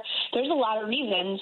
And we thought it would be good. We thought in order to illuminate why we are so bad at pregnancy loss in America, we had to sort of reline everything under one spectrum, if that makes sense. Yeah. Yeah. And one of the things you guys talk about is not only are there no culturally accepted rituals for how we deal with this and how we deal with these losses, the terminology, it doesn't seem to even be adequate. Talk about that, if you would, Colleen. Sure, yeah. There are no words. I mean, even from the get-go, there's only when we're pregnant, we really only have the word baby to sort of default to, and that is natural for most people because they're looking forward to it. But it's really like hitting on an emotional register more than it is on like a medical or a clinical register, and it matters because what's happened over the past 50 years or so is, we've really put such a premium on this idea of perfect pregnancy, and we're bonding so much earlier with, the baby, and we know we're pregnant the minute the shirt turns pink, and we're getting sonograms, 3D sonograms, and all these things. But then when it doesn't work out, there's a lot of silence, and there's a lot of sort of, I don't know, it's just like, move on, try to have another, you'll be fine, a lot of words like that. So, even the words kind of fail us. And there's a lot of clinical words, and most of the clinical words are kind of not great, like lazy ovary. Rebecca, what's another one? I can't make that off the top of my head now. Incompetent cervix. Right, incompetent cervix. I mean, it's just like, there's a lot of sort of weirdly blamey words that go along with medicine. And, when we were doing research for this book, we sort of took a long lens on that and discovered, unsurprisingly, that, medical language is sort of really rooted in Texas. It goes back a long time, all the way back to hysteria. Yeah, when a couple is infertile and it turns out it's the guy's fault, do we say it's an incompetent penis? Nope. No. It is. No. And actually, we found in our research that a lot of people, when it was the partner, when it was the man who was struggling with some type of infertility, they were treated with like pretty careful kid gloves. When it was the woman, it was a different story, which, I got says a lot. Well, that's reflected on page, I don't know if you have the book in front of you, but on page 143, I made note of you reference some of these studies that looked at gender differences in clinical trials. Part of the reason this stood out to me is last week there was, I didn't get to put it on the air this week, but there was a big, you could get interviews with national doctors to talk about the fact that heart disease is a huge killer of women, and a woman's heart attack symptoms are very, very different from a man. And I was reading through all the data, and it said that the authors found that in as many as 30% of cases where women were reporting heart attack symptoms, they were told it was mental illness. Can you believe it? Yes, I can. I can believe it. Yes, I can. So talk about this, what you reported here. What chapter is this? Medical Mystery Chapter. Yeah. So that chapter was born because we were we couldn't figure out why in some cases everybody was saying, oh, well, that just happens. We have no idea. I have Crohn's disease. And so when I was pregnant, I was like, oh, should I take medicine? Should I take the medicine that I've been prescribed for Crohn's disease? And my doctors were like, yeah, I don't know. I mean, who knows? There's no tests. Like, there's some mice tests, but there's no human test. We just don't know. And so I started thinking, like, geez, I wonder why we don't know this. And then I came to discover that it isn't that we don't know, it's that we're not asking the questions at all. So what we found is that, it was in the mid-90s that women were, that it was Congress mandated that women be used in clinical studies for biomedical research. And, biomedical research is necessary for everything. It determines, as you say, heart conditions, the medical instruments we use in everyday doctor's visits, medication, all kinds of stuff. And up until the 90s, it wasn't even a requirement for women to be tested. And so now what we see is that, yes, women are being tested more. That's true. But their distinction as a woman, or like their genetic distinctions, are not being held. They're not being treated differently. So now it's sort of like all the data is getting lumped together. But they're not examining the differences that may or may not exist between men and women. That's still lagging. There was a study recently about this that I just mentioned not that long ago, actually, maybe just a couple months ago. So it's like we're getting a little bit better, but not great.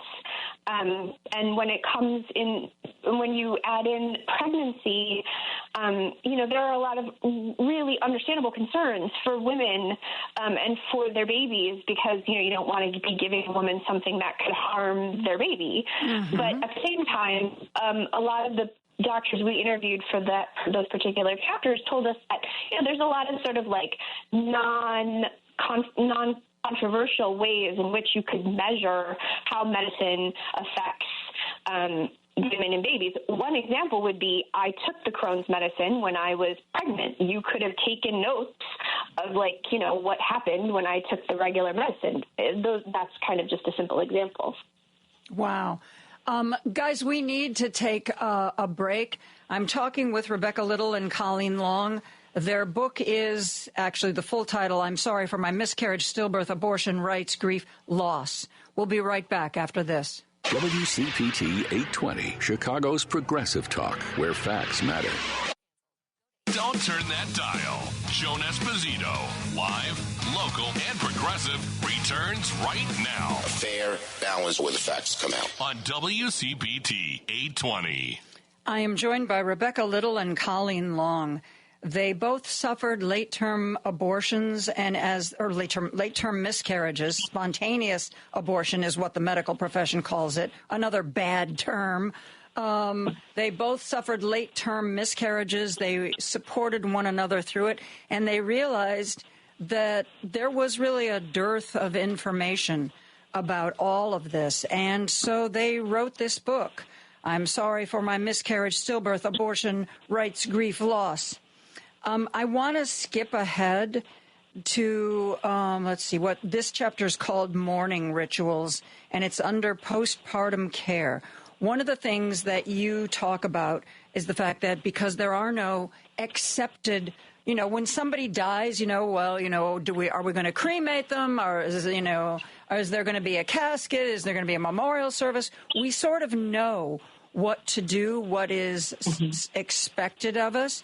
But when somebody loses a late-term baby, there is no guideline. And here's one of the things you say that I love, that when somebody is telling a family who's experiencing this what their options are, that they need to repeat that information.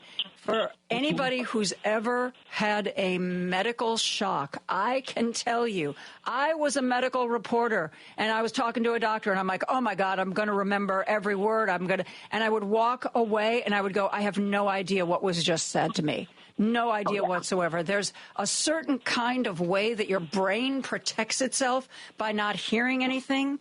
And, parents need to be encouraged to mourn. Whatever, and you talk about some ways that parents can say goodbye. Would you talk about that, please? Rebecca, you want to start? Sure. So, one of the things, we had talked to people that were religious, that weren't religious, and pretty much across the board, everyone really felt like they had no idea what they were supposed to do. And like you said, we don't culturally or even religiously have this happens to you, and you're like, now what do I do? So what people kind of did that they wish, like some of the doctors and nurses were really good about being like, do you want to hold the baby? Then maybe waiting an hour and be like, when the baby's born, do you want to hold the baby? Just to keep checking in, because they knew that you were not registering. And one of the things that we did have people regret, And this one mother had told us, she said, nobody asked me if I wanted to hold the baby or wanted to have them take pictures. The doctor said, we asked you a couple times. And she had no memory of it. Now, they luckily had taken photos, so she was able to get that. And the thing that a lot of people said, too, was like, do the thing, because then at least you have it. You don't ever have to look at those pictures, but at least somebody took them. You have them. And, I have pictures. I've never looked at them. They're in my closet. I may never look at them, but I'm happy that I have them because I can't recreate that moment. And, get a to-go bag, whatever you have, any little totems, because it's really hard with an intangible loss. You don't even really have a memory. There's nothing to hold on to. So if you have maybe a blanket, a hat, a little hospital band, just anything that you can be like, okay, this actually happened. Yeah. And the other thing, too, is, and there are some hospitals are better at this than others. It's a provider thing, but it's not across the board. Just that this actually happened. We are going to check in on you. We are going to offer you services. If it's a grief group or just here's somewhere you can go for extra help, and not be like, okay, we'll see you later. You can go have another, which just doesn't work and didn't work. When we had a service for my stillbirth, the deacon at that service said, I know this is really hard, but you're going to be glad you did this, because he would do like end of life visits in nursing homes. And he said, I would talk to women who lost a baby in their 20s and they're 90, and that's what they're talking about on their deathbed is what I never got to hold that baby. So that system didn't work. Heartbreaking. And so we're getting better, but it's very variable depending on if you live in a big city, if you're in a, bigger hospital, like in rural hospitals, the nurses are sometimes knitting little outfits on their own. There's not a system of care. Yeah, I know, sweet. Colleen, some of the women I've spoken to, I had a miscarriage, but it was very early on. Some of the women I've in my circle who've had later miscarriages, one complaint is that they feel like that pregnancy, that child, is erased by the rest of the world. Exactly, sort of like this whole, you can go have another. Like somehow what they just went through and the little person who didn't quite finish, but who was there, it's like it's like nobody wants to talk about it. It's like they didn't exist, and they have found that to be just crushing. Yeah, I think that, it's really hard for people to understand what it's like. I think, generally speaking, it's really hard for people to understand another person's grief, try though they might, right? You don't really understand how horrible it is when you lose somebody in your family until it happens to you. And I think in this case, that's part of the problem. I think the other part of the problem is that, again, we're so conditioned to believe that everything is going to be perfect.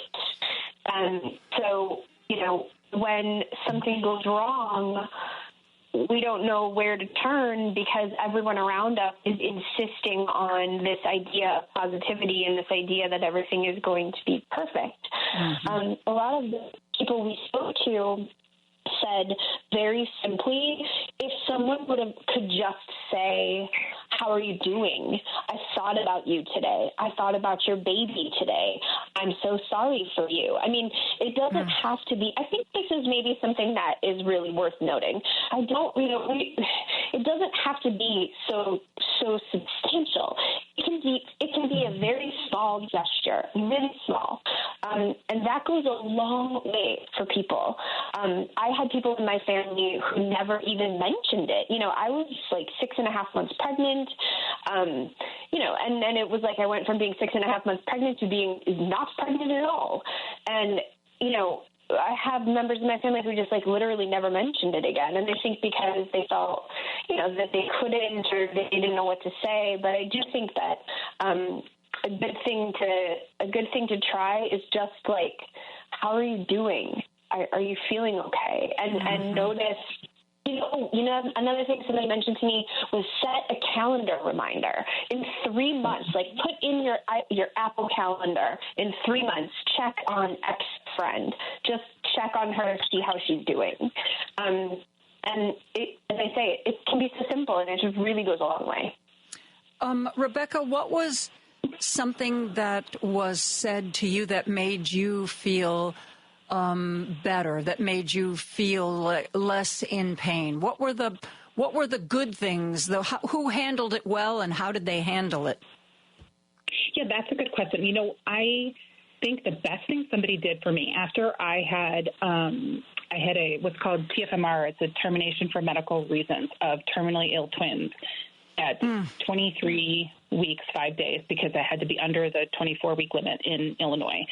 And it took that long because we were kept hoping they were going to recover. There was going to be something that could save them, which is, I think, something people don't quite understand about these later losses, that you get a lot of information at that 20-week appointment, and then you really have 4 weeks to sort of figure out, like, can they live? Is there anything we can do?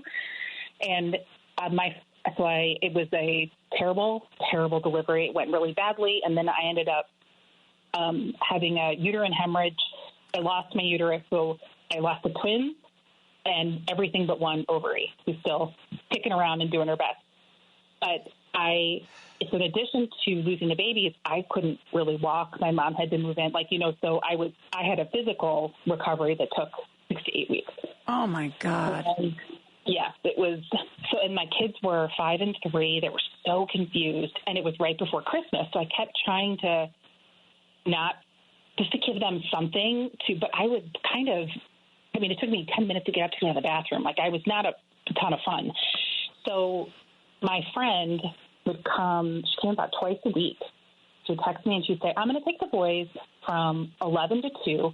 I'm going to take them to a trampoline place. I'm going to feed them, and then we'll come back. And it was incredible because I knew exactly how long they were going to be gone. So if I needed to cry, if I needed to space out or just be sad, then I knew when I had to gather myself back up. And they then got to get out of the house. They got to have some fun. And she brought some food. Like, she just was very consistent about, like, I'm going to help you with the kids. I'm going to do this specific thing. I'm not going to say to you, what do you need? Because I don't know that I would have had an answer. I'm like, I don't know what I need. And then she said, if there's anything that, like, when you're ready to talk about it, I'm ready to listen, which was right because I was not ready at that time. And so I'm so grateful to her because I wouldn't have been able to articulate that I needed that, but she did everything that I needed. Wow.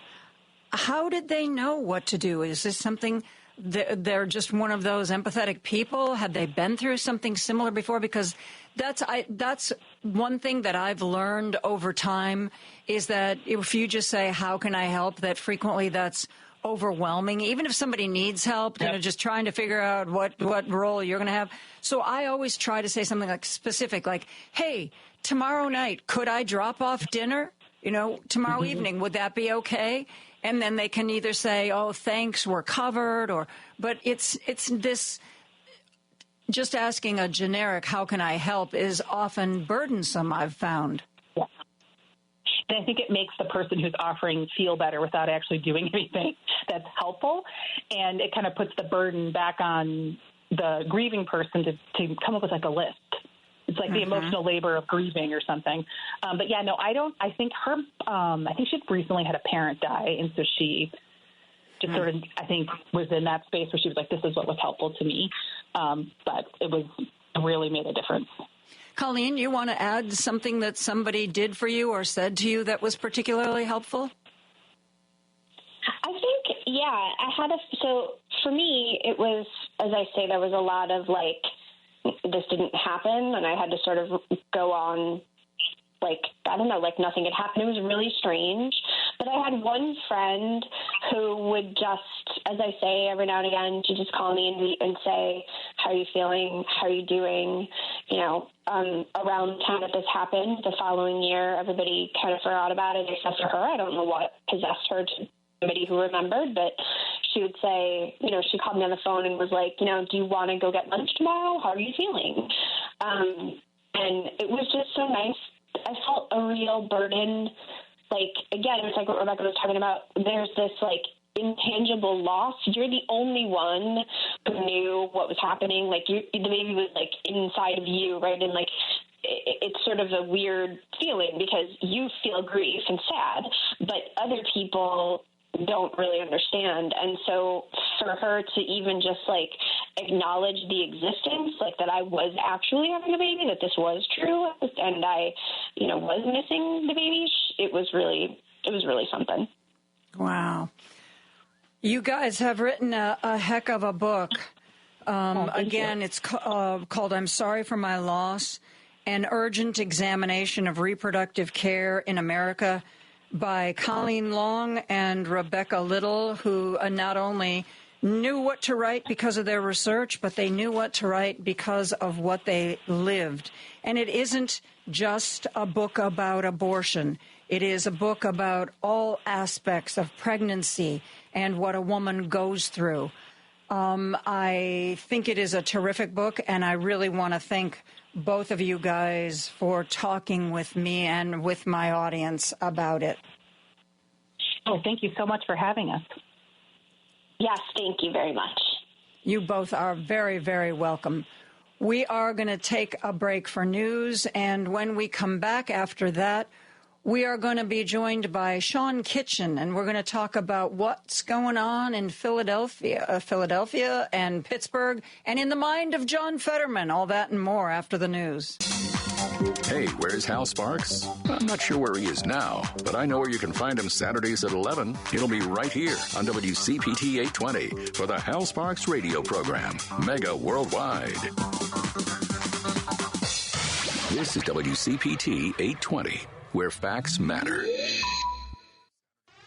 It's time for Joan Esposito. Live, local, and progressive. I want somebody who's passionate. I want somebody who can talk to people like a real person, who can make people feel things, who can make people want to follow them. It's time for Joan Esposito on WCPT 820, Chicago's Progressive Talk.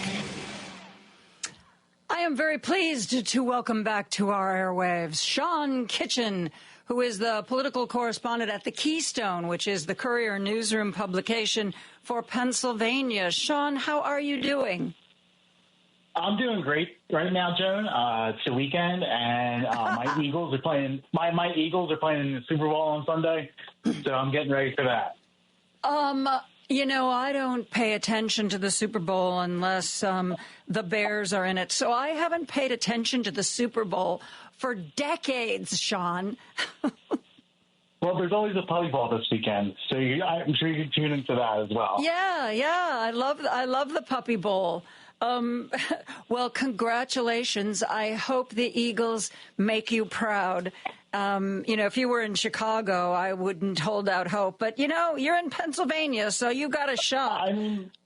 I grew up, I'm from Philly and born and raised, and we are used to our teams losing. So, the dread is built in with Philly sports fans. It's very rare that we win anything.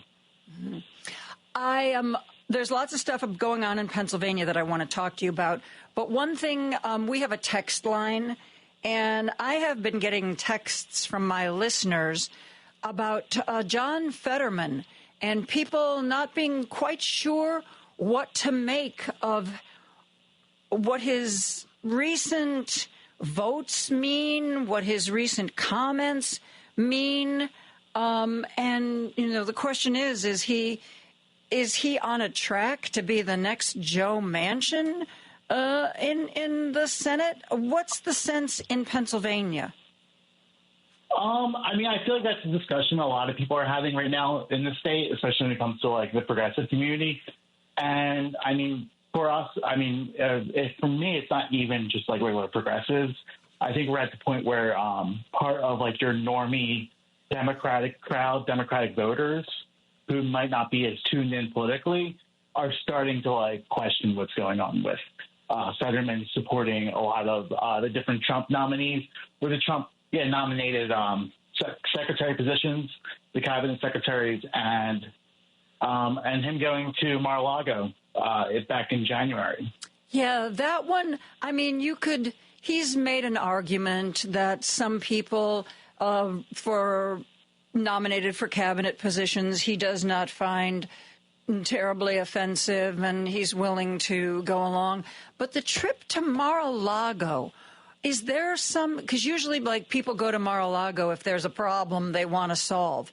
I mean, was that, I believe he was talking about steel and imports, and did he go down there to make sure there weren't going to be any steel tariffs? What was released by the Fetterman campaign in Pennsylvania about why he was going and what he wanted to accomplish?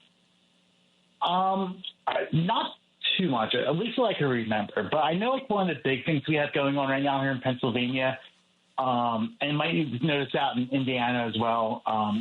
U.S. Steel is trying to sell to Nippon Steel, and Nippon's a Japanese-owned competitor. And Biden shut that deal down twice, didn't he? He shut it down the first time, and then it was like refigured a little bit, and he shut it down a second time. And, well, the thing is, like, with the deal is it's a really hard thing to, like, follow. Like, the deal that Nippon was offering might have been the best available deal U.S. Steel and the workers in that region could have gotten. But because of the anti-China xenophobia that was going on during the campaign and the talk of tariffs, Biden came out against the sale. Casey and Fetterman both came out against the sale. Republicans in the legislature were against it, were for it. And then when Trump came out against it, they switched coming out against it. It's a lot of there's been a lot of political jockeying with the sale of U.S. Steel. And a lot of people fear, some of the workers, especially like the local, seems like there's a growing void between U.S. Steel workers or steel workers at their headquarters versus like the workers at these plants that were getting sold. They believe that like the Nippon deal could have been the best available deal for U.S. Steel. Well, that was going to be my next question, because I read reporting that said while initially the unions opposed the sale, supposedly some representatives from Nippon came to Pennsylvania, talked with the workers and basically reassured them. And after that, I read, and this was just one source, so maybe you don't think it's accurate, I read that the workers then were like, oh, now we get it. Now we see, we take your promises, your reassurances. We know that, this isn't going to be the end of us. And now we're for the deal. Is that correct? Is that what you saw? Yeah, there's also a big advertising blitz with a lot of local Democrats from that part of the state. Going throughout Pennsylvania. Like I was watching the football games throughout the fall here in Harrisburg, which is like 4 hours away from Pittsburgh, and we were getting those TV commercials out here. The thing that so Nippon, there's also in Gary, Indiana, there's a U.S. Steel plant that they promised to pour like $1 billion worth of like investments into, and Nippon was also promising the same thing in Western Pennsylvania to put money investing into the actual facilities and upgrading facilities like $1 billion in capital improvements. So we were originally nervous about the deal, and then it sounded like it was a good thing. Workers were more amenable to it. Fetterman was worried that Trump would what or would not what? I think Fetterman was more or less just playing in line with the union representatives from U.S. Steel with this. After the Biden denied the deal, he came out and says a very pro-worker move, even though there was a split on both sides of the issue. I think what it boils down to was a lot of the anti-China rhetoric with the tariffs. Nippon has having a history of dumping steel, cheaper steel on U.S. soil, and I feel like that is what sunk it and hung it up eventually. You also had Dave McCormick had investments in Nippon, so McCormick had. So that became a part of the campaign in the Senate race. Casey, who was against it, was going after McCormick for having investments in Nippon. So, there was a lot of politics involved that hung it up, too. So I'm confused. Where does the deal stand at this moment in time? I think it's in the courts now. I think Nippon is like trying a last-ditch effort to revive it through the court system. And do you think it's this whole situation with Steele that was a big part of why Fetterman went down to Mar-a-Lago? Or was there something else he wanted to talk about? I think he just wanted to be seen with Trump, more or less. I think there were other things. Fetterman is very pro-Israel when it comes to, like, earlier this week, he was, like, toying around with the idea of the United States having troops occupying Gaza after Trump. You mentioned that. He also has been telling people, like, it's his job as a senator to make sure, like, he's not actively rooting against Trump to have a bad presidency, because he thinks that, like, if Trump has a bad presidency, then everyone else is going to have to deal with, like, the consequences of that. So he's like, yeah. And I mean, like, it's also the same arguments he made with supporting a lot of Trump's cabinet picks. He said, like, it's not pretty much his position to get hung up in these cabinet fights. And if they're not out of the pale, like, he'll vote for them. But I mean, though he did. Like, apparently, RFK Jr. and Tulsi Gabbard are out of the pale, because I believe Fetterman just said publicly he was going to vote against those two. Yes, he said he voted against those two, but he voted for Sean Duffy, who is a reality TV star and Fox News host, Pete Hegseth, Fox News host. He voted for Pam Bondi, who worked on trying to overturn Pennsylvania's election results in 2020. Yeah, I read that, because basically Pam Bondi, not directly but indirectly, came after Fetterman's election, as she came after everything that was part of that election, and yet he voted for her. Did he forget? Did somebody not remind him who she was? Yeah. But, I mean, I think the biggest issue with Fetterman is he's always said he's not a progressive, even though he tries to play that progressive shtick. And we just heard it, like, in another, like, podcast that he thinks that, like, Democrats are more annoying, or liberals, and, like, progressives are more annoying than, like, everyone else at times. Interesting. Sean, we have to take a break. I'm talking to Sean Kitchen, who's the political correspondent at the Keystone, which is the Courier Newsroom publication of Pennsylvania. When we come back, we, of course, this week had big protests here in Chicago. There were big protests in D.C. and around the country. Going to talk to Sean about what happened in Pennsylvania this week on the protest front when we come right back after this. There's no excuse to miss Joan Esposito. It's number one on my stereo. Live, local, and progressive. You can listen to her daily at WCPT820.com on your computer or phone. If cage walls could talk with Jody Whittaker. Captain Paul Watson is a marine wildlife conservation and environmental activist. And as his head rose out of the sea and his eye was there right before me, so close I could see my own reflection in that eye. That whale understood what we were trying to do, because I could see the effort he made to pull himself back. And instead of crashing forward, he began to slide back to the sea as I disappeared beneath the surface, and he died. He could have killed us and chose not to. So I owe my life to that whale. If cage walls could talk, Saturdays at 5. You're listening to WCPT 820, because facts matter.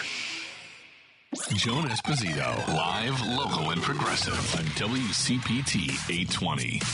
Joining me is Sean Kitchen, who writes for the Keystone Courier, which is the Keystone, which is a Courier publication in Pennsylvania. It's Friday. I'm giving out, Sean. I just got nothing more left to give. You're going to have to carry it, the interview from this point forward. We had big demonstrations in Chicago. As cold as it was, we had like 1,000 people show up at the Federal Plaza on Wednesday. They delivered a letter to Tammy Duckworth's office, to Dick Durbin's office. They were mad as hell, and they wanted people to know about just how mad they were. What happened in Pennsylvania?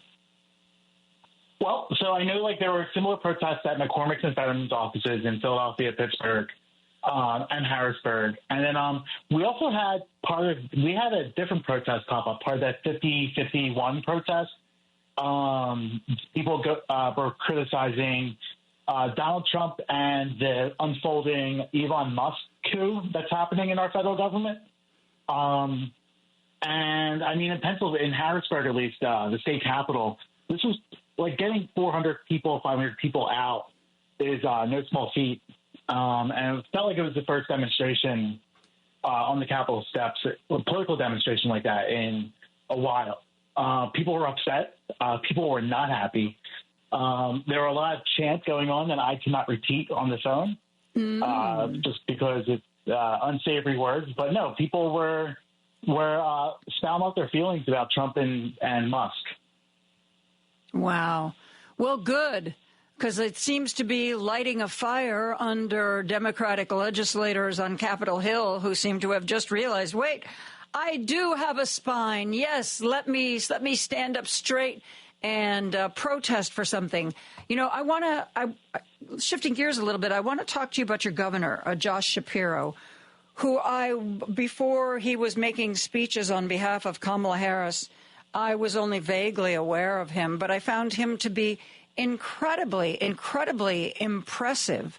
Is he popular? In Pennsylvania, yes, he's still very popular. He is one of the most popular governors in probably the past 20 or 30 years in Pennsylvania. Wow. And he seems to be doing great work. I know you wrote an article about how he closed the education funding gap, which is a problem we struggle mightily with here. But the article that I want to go back to the end of January when you wrote something that just kind of blew me away. Guys, here's the headline for Sean's article. Teacherless, AI-powered cyber charter school denied by Shapiro administration. Teacherless, AI-powered cyber charter school. My goodness, who thought this would be a good idea? Tell us about this. Apparently some business people in Texas looking to make a buck. That's what I think it really comes down to. So there's this AI cyber-powered charter school that's been applying in states around the country. I think they've applied in 5 or 6 states, and Arizona was the only state to accept their application for this. And what they're trying to do is allow students to teach for 2 hours a day or learn for 2 hours a day, basically being fed problems or stuff through an algorithm for 2 hours a day for reading and math. And the rest of the day they can just do whatever they want.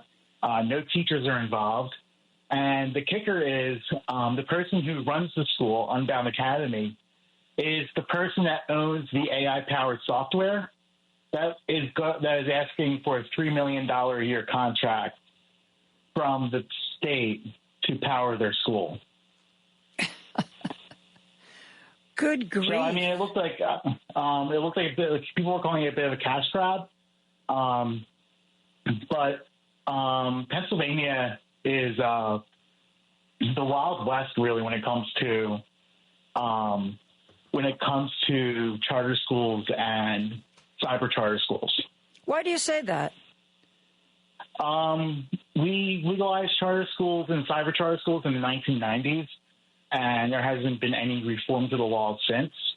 So charter schools which underperform, the cyber charter schools, there's 14 of them in the state, and they underperform the charter schools.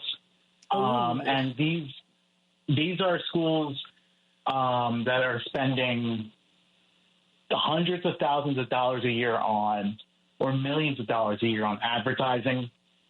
There's 14 schools. They get $1 billion in total. All 14 schools get $1 billion total from the state.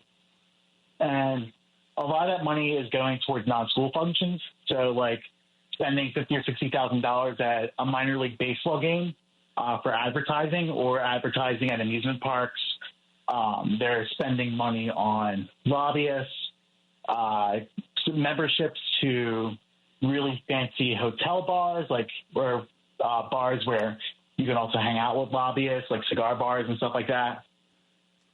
Luxury cars, more. So yes, we have a cyber charter school problem here in Pennsylvania. they can charge anywhere between $8,000 and $20,000 per student based on tuition rates, and they make a lot. They generate a lot of money. Man, Sean, you and I are in the wrong business. I was joking after. I was joking with some legislators. I want to start a AI-powered cyber school and just like reaping the benefits. I mean, why not? And also in Pennsylvania, our charter school laws, they enable those who get their applications denied, like Unbound, which this hasn't happened yet, but they are given the ability to just keep on reapplying until their application is sufficient enough for the Department of Education to approve it, or they go in front of a board, this little board called the Charter Appeals Board, which is filled with charter school officials, people who are cozy to charter schools, and they can then rule on their case if they want to grant an application or not. That doesn't sound even-handed. No. The charter school laws in Pennsylvania favor the charter school operators. Transparency is non-existent. There's a lot going on with that. Yeah, I guess so. That's something that I think we're going to be paying a lot of attention in the coming weeks and months of what's going to happen with the education system, especially if Donald Trump is successful in his effort to get rid of the Department of Education at the federal level, which I think is going to have real interesting implications if it happens for all the states. But I guess let's just, as a friend of mine used to say, we'll burn that bridge when we get to it. Which I thought was better. I'd rather burn it than cross it. You also wrote about legalizing cannabis. You know, we did that here in Illinois, and it's worked out pretty well. We're trying to do that here in Pennsylvania. Republicans are still very hesitant on this, but I think right now in Pennsylvania, 5 out of our 6 neighboring states have already legalized it. And it's getting to the point where people are driving across the borders to buy their marijuana, especially those who live near the Maryland border or the New Jersey and New York borders. Governor Shapiro said in his budget address he was talking to CEOs from a lot of these companies and dispensaries, and he said 60% of the sales in some of the dispensaries located near the Pennsylvania border are coming from Pennsylvania residents. And we're missing out on all that tax revenue, which should have been the next sentence. Oh, no, that is what Shapiro said, but the Republicans don't want to. A lot of the Republicans are still hesitant on legalizing that, and we have a Republican-controlled Senate. So anything that happens with marijuana legalization will have to go through a Republican-controlled chamber at some point. And Republicans are opposed to it. Why? Because it's demon weed, or is it another argument? I think most of it is just morally religious issues. The people who are pushing against marijuana legalization in Pennsylvania are your very religious organizations. Because it's interesting, in states where there has been cultural or religious opposition, the argument that has often swayed the legislature is, yeah, but look at how much money in taxes they make over here, and look how much their treasury has expanded over there. And, you know, in most of the states that I've studied that have passed these laws, that economic argument has been hard to refute. I mean, even if you are religiously opposed to it, I mean, somebody wants to campaign against you and says, look, there's basically a bunch of free money that, you know, the guy that I'm opposing has been saying no to. You know, stop trying to legislate morality and let's make some dough off of this. One of the things I know, if Republicans really want to do this, we have a time-honored tradition in Pennsylvania of vote trading when it comes to legislating and politics, basically we'll vote for something we don't like, and you have to do the same thing for us and get both the things passed. And Republicans, if they really want to play politics with this, they can either start more charter school legislation or start pushing more vouchers. Taxpayer-funded vouchers is something that they've been trying to get across the finish line the past couple of years with Shapiro, and they've met opposition by Democrats in the House. And if marijuana's legalization is something that Democrats want really bad, they may try to force Democrats to vote for a voucher bill that is pretty much like these Lifeline scholarships, which is a $15,000 voucher funded by the state, not through a tax credit. Wow, that's going to be interesting to see how that plays out. Sean, thank you so much for touching base with us and bringing us up to speed on your very, very, very interesting state. Appreciate the time. Thank you, and have a good weekend. You too. Sean Kitchen is the political correspondent at the Keystone. That is the Courier Newsroom publication of Pennsylvania. We are going to take a break, and when we come back, we're going to be speaking with Renato Mariotti. We haven't talked to him for a while. I'll have to see how he has reacted to all the developments in political life. We'll be back with more after this. Podcasts of Joan Esposito, live, local, and progressive, are available on Spotify, Apple Podcasts, TuneIn, iHeartRadio, YouTube, and Amazon. Just search for Joan Esposito. This is Chicago's Progressive Talk, 820 AM, WCPT Willow Springs, and online at WCPT820.com, where facts matter. Now back to Joan Esposito, live, local, and progressive on WCPT 820. Our good friend Renato Mariotti is here. It has been quite a while since we spoke with the former federal prosecutor, CNN legal analyst, co-host of It's Complicated podcast, a man with many hats. Renato, how are you? Well, I could be better. I think we all could be better at this point in time. I think that's fair to say. Amen to that.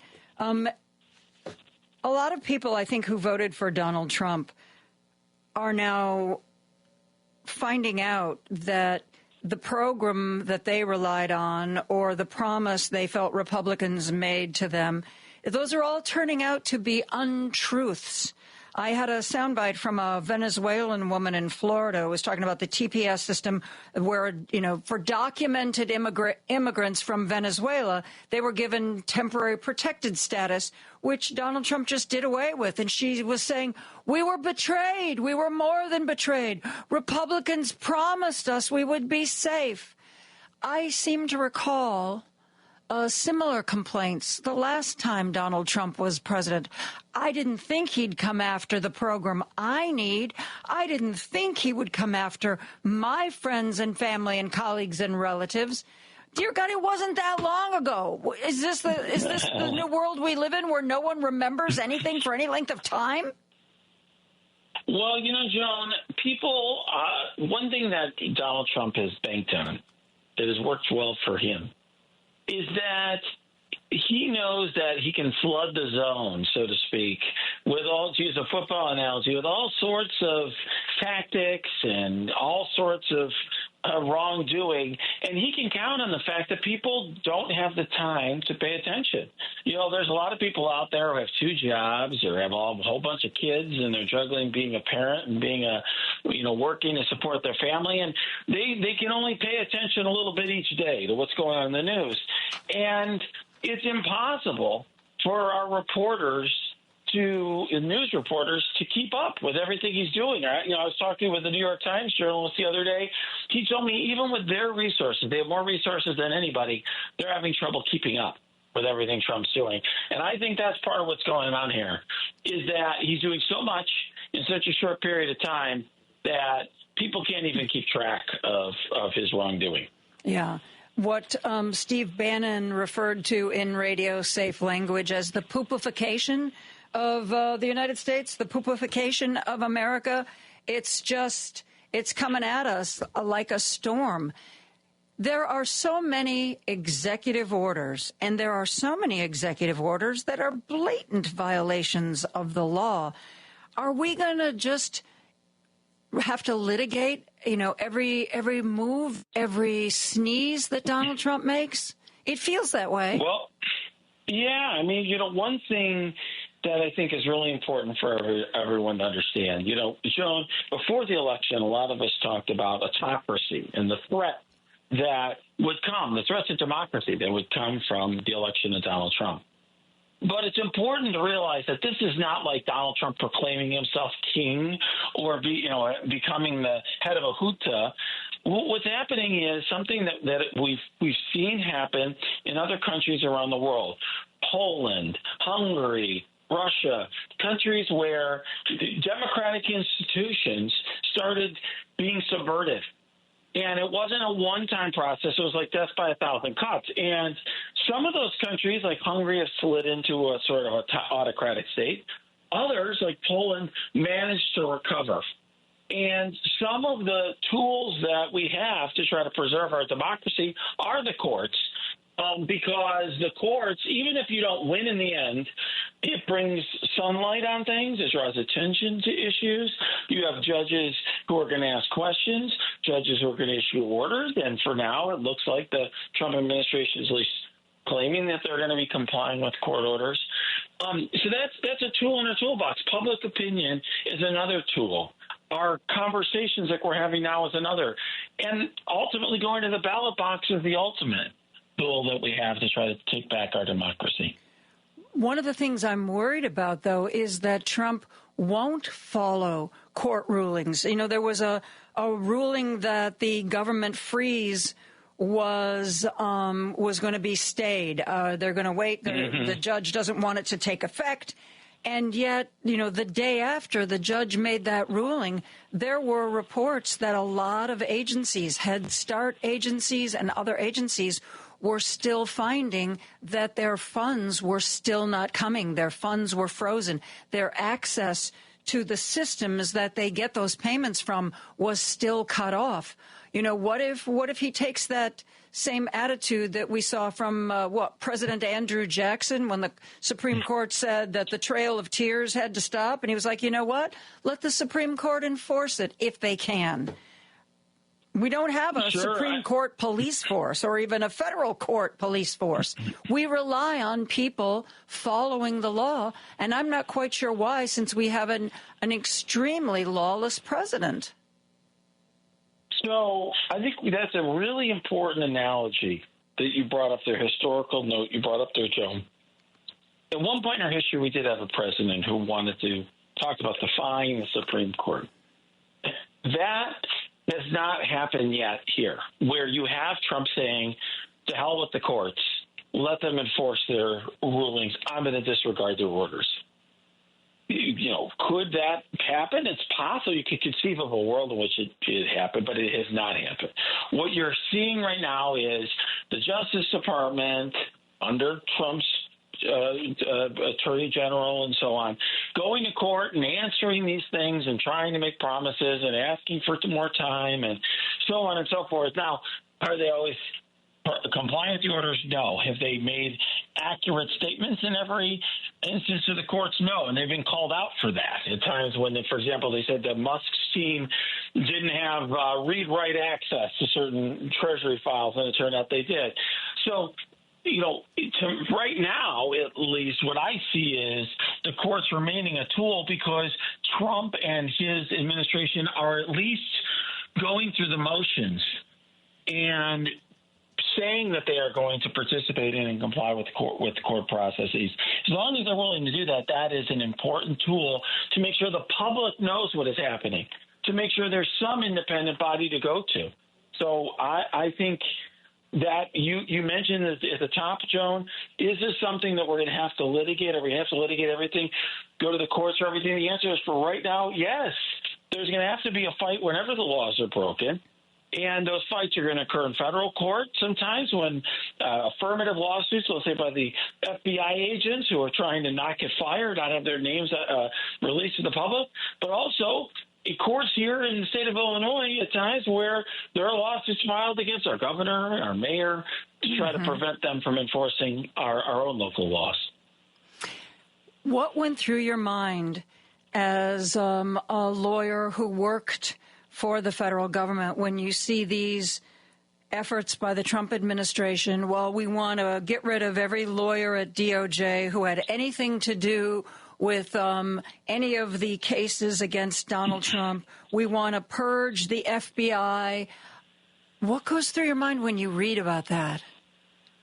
Yeah, that's a great question, because the people that I worked with at the FBI, for example, some of the finest Americans who I've ever worked with. I mean, these are individuals, women, men, who devote decades of their life to serving the public, who go in harm's way to keep people safe, to investigate serious crimes, and essentially the Attorney General and the then acting Attorney General, who was the appointed Deputy Attorney General, was saying that every FBI agent who worked on a January 6th case, which is like 40% of the workforce, I think, of the FBI, are all subject to dismissal. And these are people who, in some cases, are a year or two from retirement, who could be losing the benefits that would come from serving until they retirement age. There are people for whom that's been their only job and their livelihood. And you could just imagine, Joe, what that does to the United States of America when our law enforcement is gutted. What if there's a terrorist attack and suddenly the FBI is at half strength because we're engaged in this sort of political, cleansing that they're trying to do at the FBI? It's just very disheartening. And right now, what you have, and I'll just say, as somebody who's spoken to people in law enforcement, federal law enforcement, quite a bit over the last weeks, that there are federal prosecutors and FBI agents who are very afraid right now, afraid that they're going to lose their jobs, afraid of what they may be asked to do. Will they get reassigned to the border? Will they be asked to suddenly work on nothing but immigration cases? Will they be focused on prosecuting Jack Smith?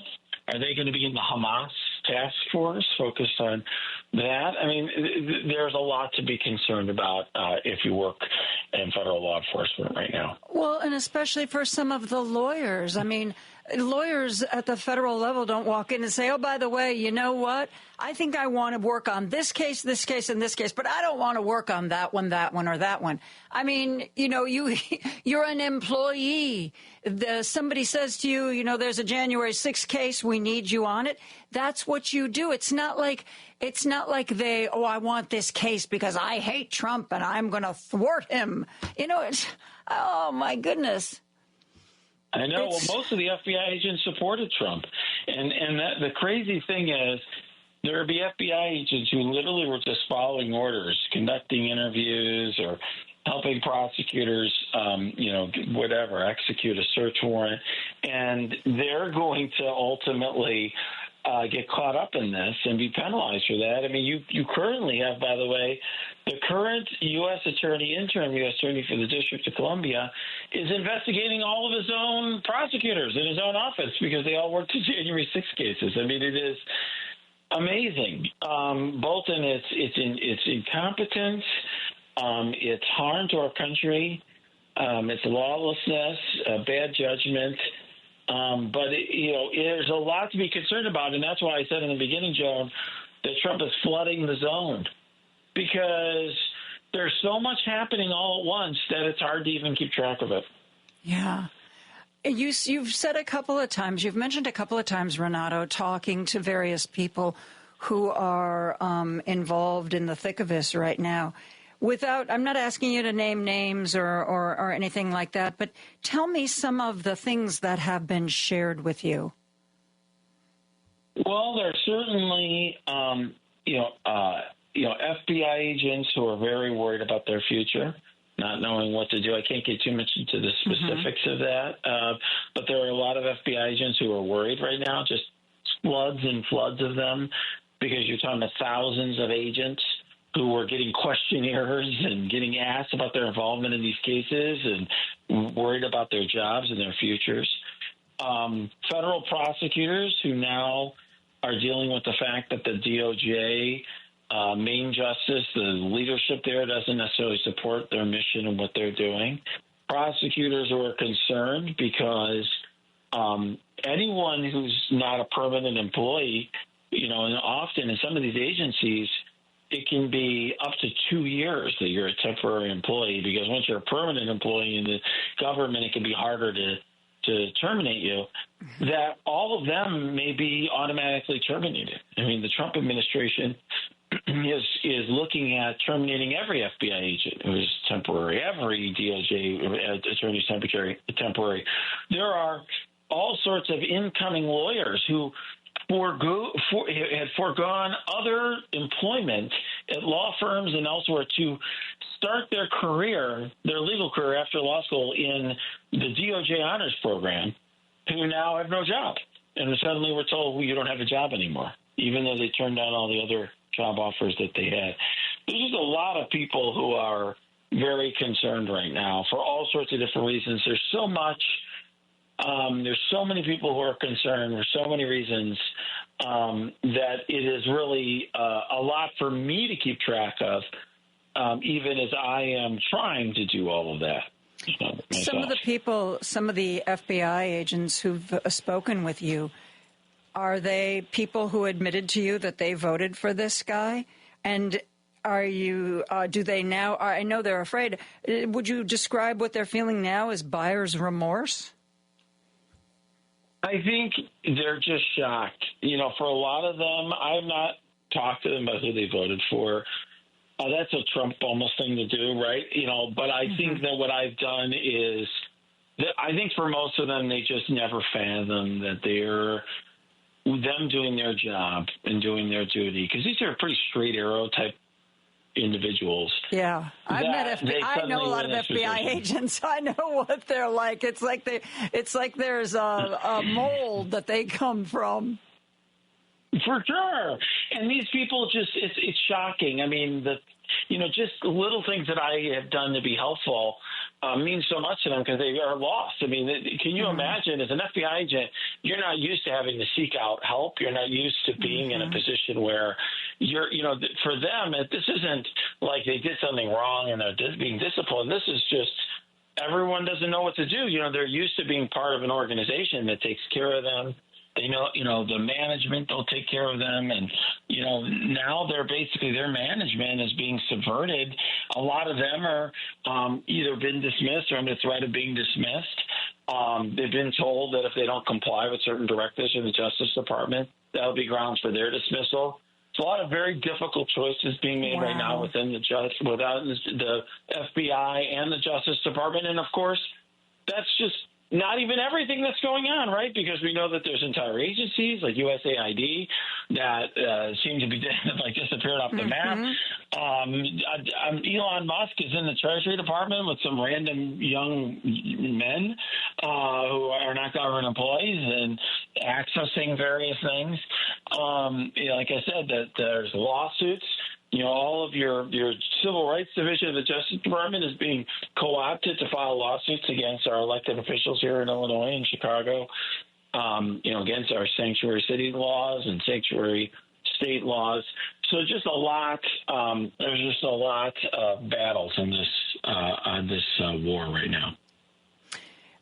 I know a lawyer who works at a big firm in Washington, D.C., and apparently a lot of the big firms based in D.C., their employees, they'll work a few years at the firm, then they'll take a government job, DOJ or something else, and then they come back to their firm, and this has sort of been the flow.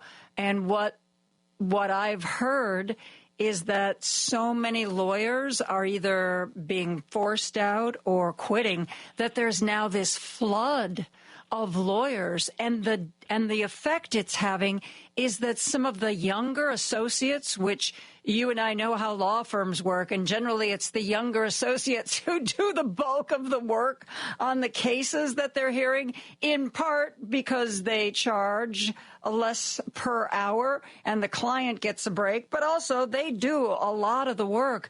And my friend has been saying that a lot of the associates are leaving. They're finding other jobs. They are leaving D.C. entirely because the basic career path that they saw themselves on has now evaporated. Plus, they have all these 1,000+ lawyers who are in D.C. and are now looking for work. It's really amazing. Yeah, I will say as a lawyer, I practice in Chicago, not in D.C., but there are a lot of resumes now flooding the works here. I mean, just tons and tons of lawyers looking to leave the administration, and they're really in a difficult position. Usually when you leave an administration, there's obviously changes like this, but usually there's a certain group of political appointees who leave. But here, tons of career employees are now being, leaving.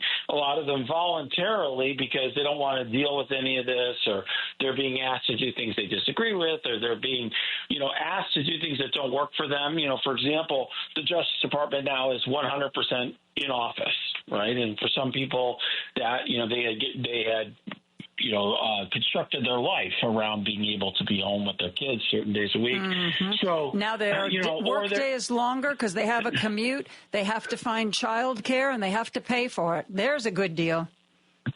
Yeah, well, for people, my point is all of those people, there's a lot of people on the margins who are just like, I don't want to be suing sanctuary cities, so I'm going to leave. Or I don't want to be reassigned to working on the border and working on immigration cases, so I'm going to leave. Or I'm now being demoted, even though I'm not a political appointee because I am perceived to disagree with the agenda. I don't want to be demoted, so I'm leaving. I can't be in the office 5 days a week, so I'm leaving. And all of those people add up, along with all the typical political appointees who are leaving, to just create a flood of resumes out in the street. And so, it's hard for those people to find jobs. It certainly is a trickle-down effect. But right now, I think we're all waiting to see how this all shakes out. I mean, if you take what the Attorney General put out on those 14 memos seriously, there's going to be very vastly different priorities for the Justice Department. And it's not clear, how much of that is to send some sort of public statement and how much of it's real. I mean, are they going to still prosecute Foreign Corrupt Practices Act cases? Are they going to really be devoting a lot of resources to investigating what Hamas was doing? I mean, it's hard to know how much that's going to be a reality. So a lot is up in the air. Renato, thank you so much. It is always so much fun to talk with you. Thank you for taking time on this Friday to join us. Thank you. My pleasure. We are going to take a break, and I will wrap things up right after this. Alexa, play WCPT. WCPT from TuneIn. Listeners, financial planners, CPAs, divorce attorneys, if you're wondering why your mortgage professional hasn't returned your call, it's probably because they're one of over 165,000 mortgage professionals who didn't renew their license over the last 24 months. So if you're buying a new home or refinancing your existing home, you need to do what I did and call Team Hochberg, our trusted local lender. In the past 2 years, while other companies have been shutting down, Team Hochberg has been adding loan officers. They're stronger than ever, and they'd love to earn your business. Let's review. In the past 24 months, mortgage companies have closed and over 165,000 loan officers have exited the mortgage business. Team Hochberg has expanded and is stronger than ever. If you'd like to work with experienced mortgage professionals, do what I did. Call 855-563-2843 or go online 56david.com. That number again, 855-563-2843, or online, 56david.com. Lower.com, equal housing lender, NMLS 1124061. Joan Esposito, live, local, and progressive. Every weekday afternoon from 2 to 5 p.m. on WCPT 820. I want to let you know that Patty is going to be joined by a guest host tonight. Dan Schaefer is going to be with her, and they're going to talk to Jen Glass, who's co-artistic director of the Gift Theater. Saturday on The Big Picture, John St. Augustine is going to be guest hosting for Edwin. That's tomorrow from 1 to 4. One of his guests, 89-year-old Pro Football Hall of Famer Jerry Kramer. A little Super Bowl interview, if you will. And, of course, Monday, our day will start, as always, with Richard Chu. He's going to be talking to the president of the National Philip Randolph Pullman Porter Museum, a big part of Chicago history. And on Monday, I'm hoping to have an interview for you with that doctor I shared with you earlier in the week, Zachary Rubin. We are going to talk to him about the dearth of government medical information now available. Okay, you got your assignment over the weekend. Find your Zen. And you know what? Just remember that this is our country. Nobody can take it away from us unless we let them. I'm not going to have my usual music tonight. I want to play something special for you from Woody Guthrie. Have a great weekend. Good night.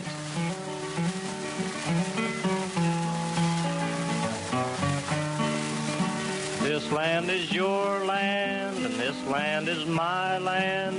From California to the New York Island, from the Redwood Forest